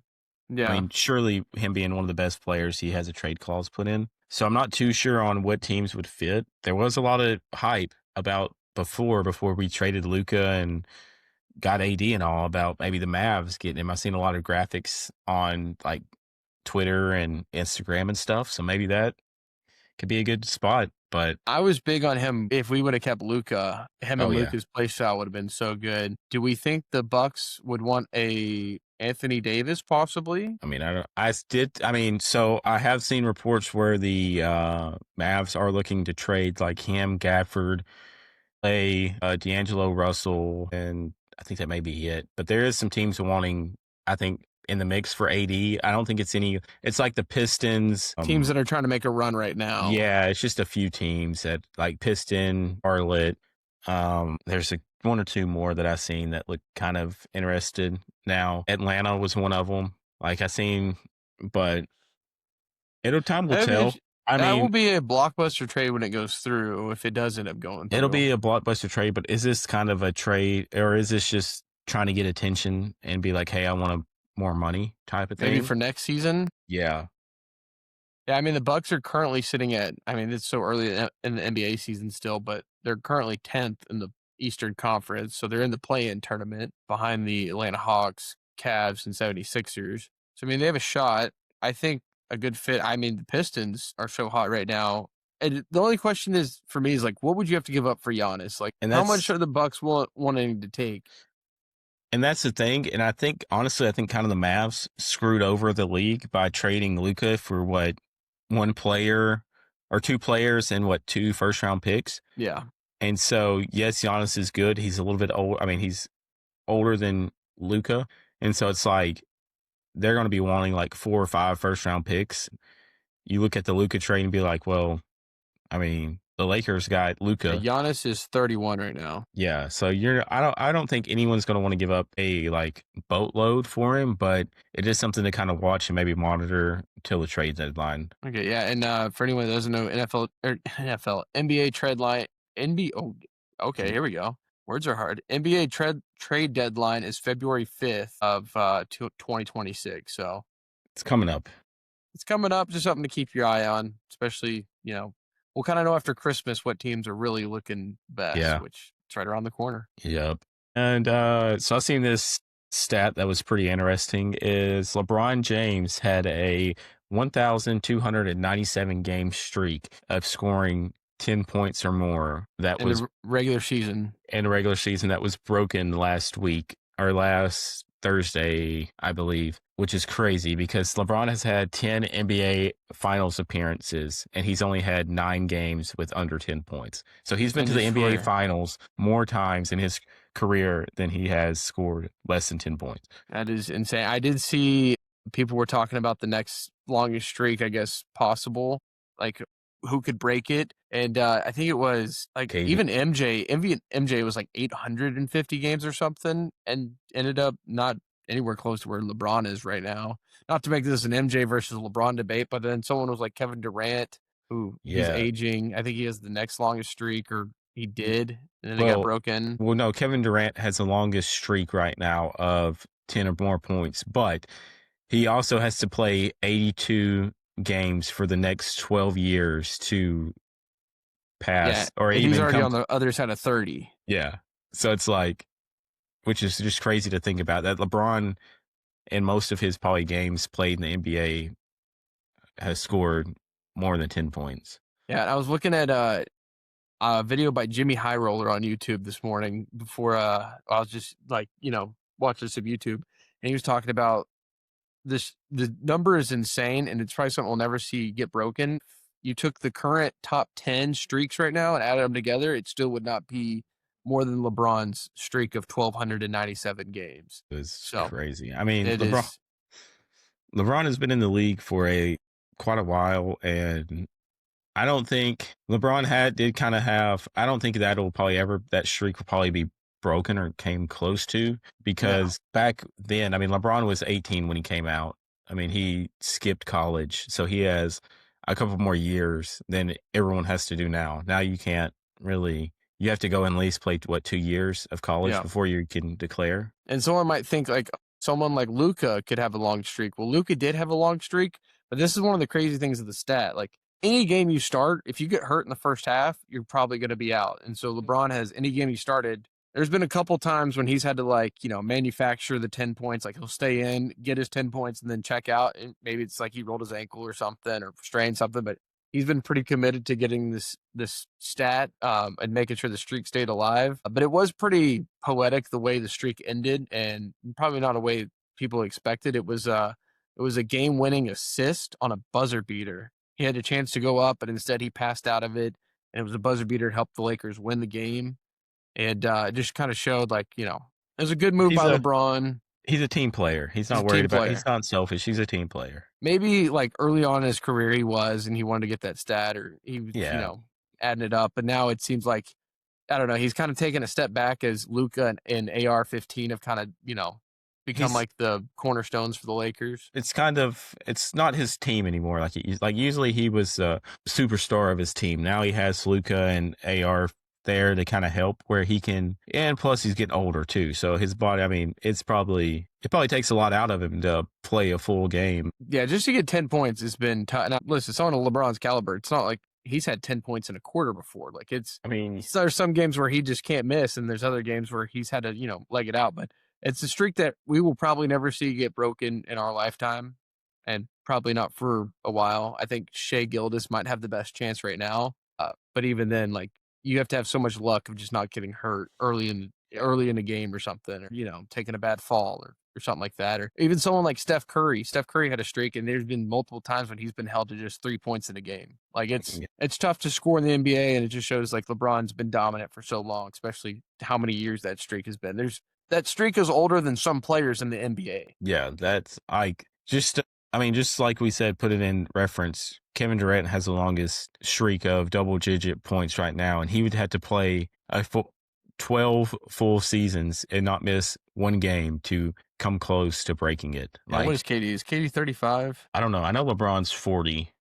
I got it right. So, here. LeBron is slowing down. KD is 37, so he'd have to play until he's 40. You said 12 more seasons? 12 more seasons, yeah. He'd have to play till he's 49, averaging 10 points a game. That's just not. And he has to play every single game, 82 straight games he has to play.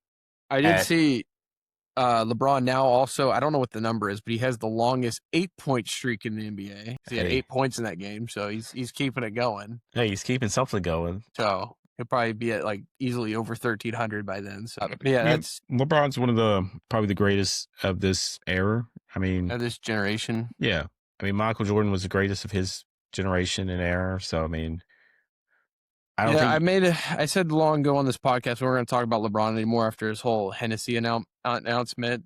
I do remember that. That was we got to give some respect. That is a crazy streak that he's kept going, and now it's finally over. I think there's going to be stuff like this when LeBron just when he ends his career. There's going to be all these types of crazy stats that show up.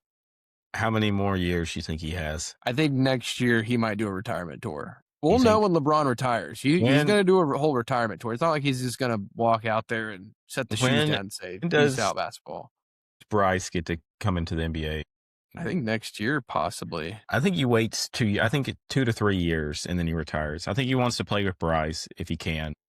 This season is definitely, so far at least, has been a step back for him. Now, granted, LeBron's still a freak athlete, and he's probably just saving it for the playoffs or any kind of push later in the season. It's a step back, probably. Is it a step back, or is it more of the spotlight doesn't have to be on him as much? He can come out both. He can come out he has Luka there to where he can more people have to worry about Luka, and he can come out and not be the superstar, put everyone on his back type of player, and LeBron's wind 40. down his career. He's 40. We've been seeing the decline for a little bit throughout the couple of years, but I think now we're starting to finally see there's now an actual steady decline. Well, but too, I think now he can, if he wants to, honestly, he could probably play another 5, maybe 10 years if he wanted to, and just come off the bench. 10 years? He's in great. 50. He's in great health, though. He doesn't really have that much problems and all. He would be coming off the bench type of guy, but he'd be 50 lining it up in the NBA. That'd be insane. What was Vince Carter when he retired? Vince Carter was not 50. He's probably 44. Let's see, Vince Carter. I think Vince Carter right now is 48. He was 43 when he retired. Yeah, so no. LeBron will But Vince probably play. Vince could have played a couple more years. I'd say 45. I'd say he could probably play 45. Do we think LeBron will do like a Phillip Rivers come back if a team needs him? I don't know. I don't know if that. I don't really. Has that ever happened in the NBA though? No, I was not gonna say unless it's Jordan. I don't think. Well, yeah. He retired, came back, won 3 more, and then retired, then came back. I mean, I think what you want to know another crazy thing about LeBron, his career. Actually, I think the streak is longer than JJ Redick came in the NBA. The streak was going, and then JJ Redick had a full career in the NBA, retired, became the Lakers head coach, and then LeBron's streak ended. That is a wild. That JJ Redick. Shout out Jimmy High Roller for that stat, but JJ Redick was in the league, left the league, and then decided to become a coach. JJ Redick. The streak's still been going on. JJ Redick has had 2 professions since LeBron has not scored 10 points in a game. Yeah, which is wild. So insane. What's the next thing here? Let's see. The Thunder are on a historic start to the season. They're 23-1. Record trails only the 2015-2016 Warriors of the best 24-game start in the NBA history. What the Warriors were 24-0. And also, they went 73-9 that season. Yeah, I think we're going to see this for a little bit. This will be probably something after football season. The Warriors, the Thunder will be dominating some of this podcast topics. Yeah, for how historic they are. I mean, you just got to give the credit to the GM and front office and guys of kind of building after the big 3, KD, Harden, and Westbrook. They didn't. I mean, they with tried all the draft picks they got. They tried to be good, but they knew that they weren't, and kind of built for the future. And the future is now. And I mean, with the team they have, I mean, the past last season they won the championship, looked really good, and they'll probably win it again this year. And let me just see something real quick. Okay, yeah, and they possibly right now the LA Clippers are in third or the third worst team in the NBA. And that pick belongs to the Thunder. So right now the Thunder are on this historic pace, and they could also have a top lottery pick in the NBA next year. That is crazy work. Yeah. That is wild. They could possibly have like the number 1 overall pick. I did one more NBA thing here that happened tail end of last week. This week was the release of CP3 after he announced his retirement tour. The Clippers decided to release him, which I think is pure. Which is kind of horrible. Yeah, and he even posted on his Instagram story. It was like something along the lines of like, I guess I'm off the team now. I guess I'm headed home or whatever. Yeah. Chris Paul is on his retirement tour, and then they just get rid of him. They cut him. Speaking of the Clippers, that's insane. Yeah, that is pretty shady. But apparently they've been doing a little bit better since, I think. Let me see. They have. I did see Chris Paul came out and was like, look, I get it. It's a business decision type of thing. Kind of took the high road there, but I mean, say they're better. They've lost 2 in a row, so.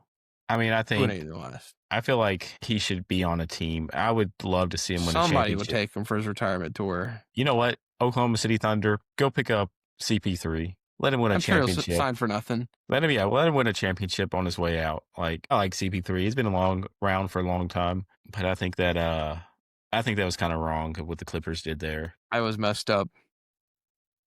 All right, what's the next one here?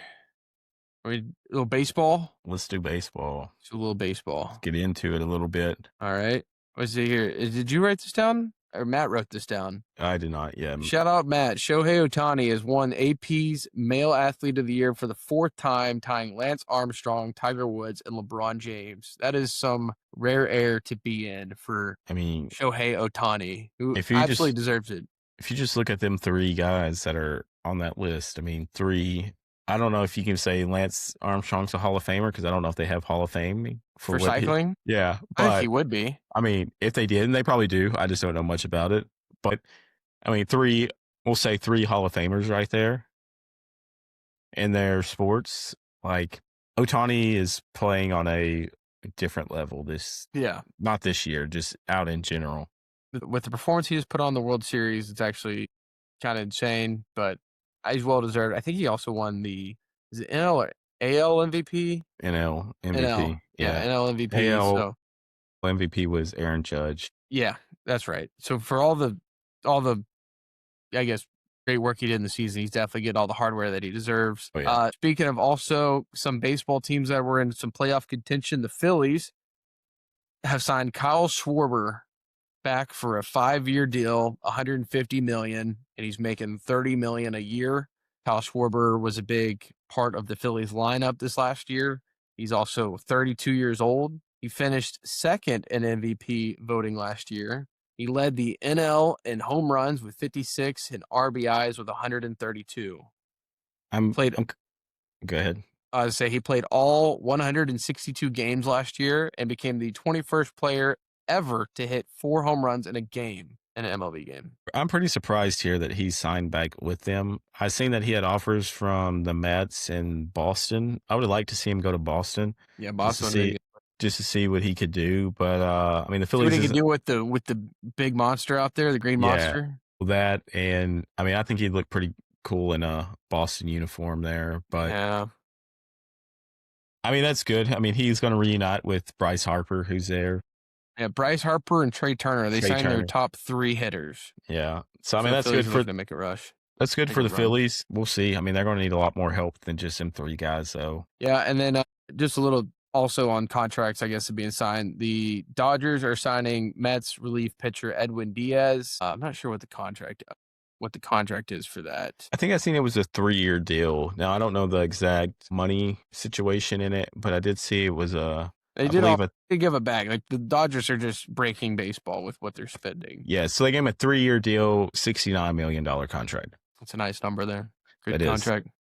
I didn't think that he did too great last year. No. I'm pretty sure the Mets demoted him as closer, and he was in the minor leagues for a little bit. Yeah, but he's got one of the most electric runouts in all of MLB. I mean, he does. I will give you that. But I mean, you don't get to run out to the trumpets if you don't pitch. If you're not performing. Yeah. I guess you could do it in the minor league stadiums. I guess that either sounds way, pretty cool. The Dodgers have to be like the odds-on favorite to win it all again this year. So I feel like they always are. Like, I don't know how the Dodgers get all this money, but I'd like to know so the Rangers could do the same thing. Speaking of teams that aren't too good, and the Rangers, I shouldn't say not too good. They were mid this last year, but the MLB draft lottery has been announced, and the Chicago White Sox will have the first overall pick in the MLB draft, followed by the Tampa Bay Rays at 2nd. And if you want to know where the Texas Rangers fall, we got 16th. Now, if anyone doesn't know anything about the MLB draft lottery or just the MLB draft in general, how many rounds are there? What, 11 rounds, 10 rounds? It goes on forever. Something like that. Yeah, it's a long time. And normally, these prospects that are picked in the draft, they normally go down to the minor leagues for quite a while, and then they finally come up. It's rare for someone to, be drafted and then start immediately. Honestly, I feel like your first rounders are probably going to be starting immediately, or if it's someone like Paul Skeens, yeah, but normally they do a little stint in the minor league just to get them up to MLB speed and get ready for the long season. But I don't even know what the draft board is. Actually, I probably have it right here on who's the top prospects. I feel like after the 2nd round, if you're drafted, you might as well go to. Oh no, so we're both wrong. There is 20 rounds. So what? Jesus, that's insane. So in 2021, yeah, they moved it down to 20 rounds. Take a guess at how many rounds were before 2021? 40. There were 40 rounds. Oh, that was actually just a guess. That would be. I mean, that's crazy. Also, they draft kids out of high school and stuff. They do, yes. You are, yeah. You don't have to go to college to go to the MLB. Like the projected number 2 overall pick for Tampa Bay is going to get drafted out of high school, out of Fort Worth.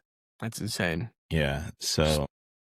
Taking your final exams, got your prom, and all of a sudden you're in the MLB. You were taking your final exam and your phone rings, and it's the Tampa Bay Rays calling, hey, do you want to come start in the MLB? Because we got one for you. Because if you are getting drafted 2nd overall, I mean, you're going to the MLB pretty quickly. Yeah. All right, cool. Well, that will wrap up the other sports. I don't think we had anything else. We'll get into closing out the show. Thank you, everyone, for listening. Thank you, Ethan, for filling in for Matt today. Matt, hopefully you feel better, man. And we want to get you back next week. Maybe we'll have Ethan on next week if the schedule allows him to, if he's able to be here. Be sure, everyone, if you're over on the YouTube, like, subscribe, and also, I found out, turn on the notifications. And if you're over on Spotify, be sure to follow the show over there or rate the podcast. And if you want to stay up to date, like I always say, follow us on TikTok, Instagram, and Twitter at BrodiePod. And we will see y'all next week. I will probably be extremely sore because I got my marathon this weekend. So Yes, good luck with that. And wish me luck, man. pretty sure you're going to have quite a few fans there. I will not be standing up at all during the podcast. My legs are going to be shot. So I hopefully will have a medal to present next week to the podcast. If not, we'll pray I make it through. So with that, we'll see you guys everyone next week. Take care and God bless you. Right. See you.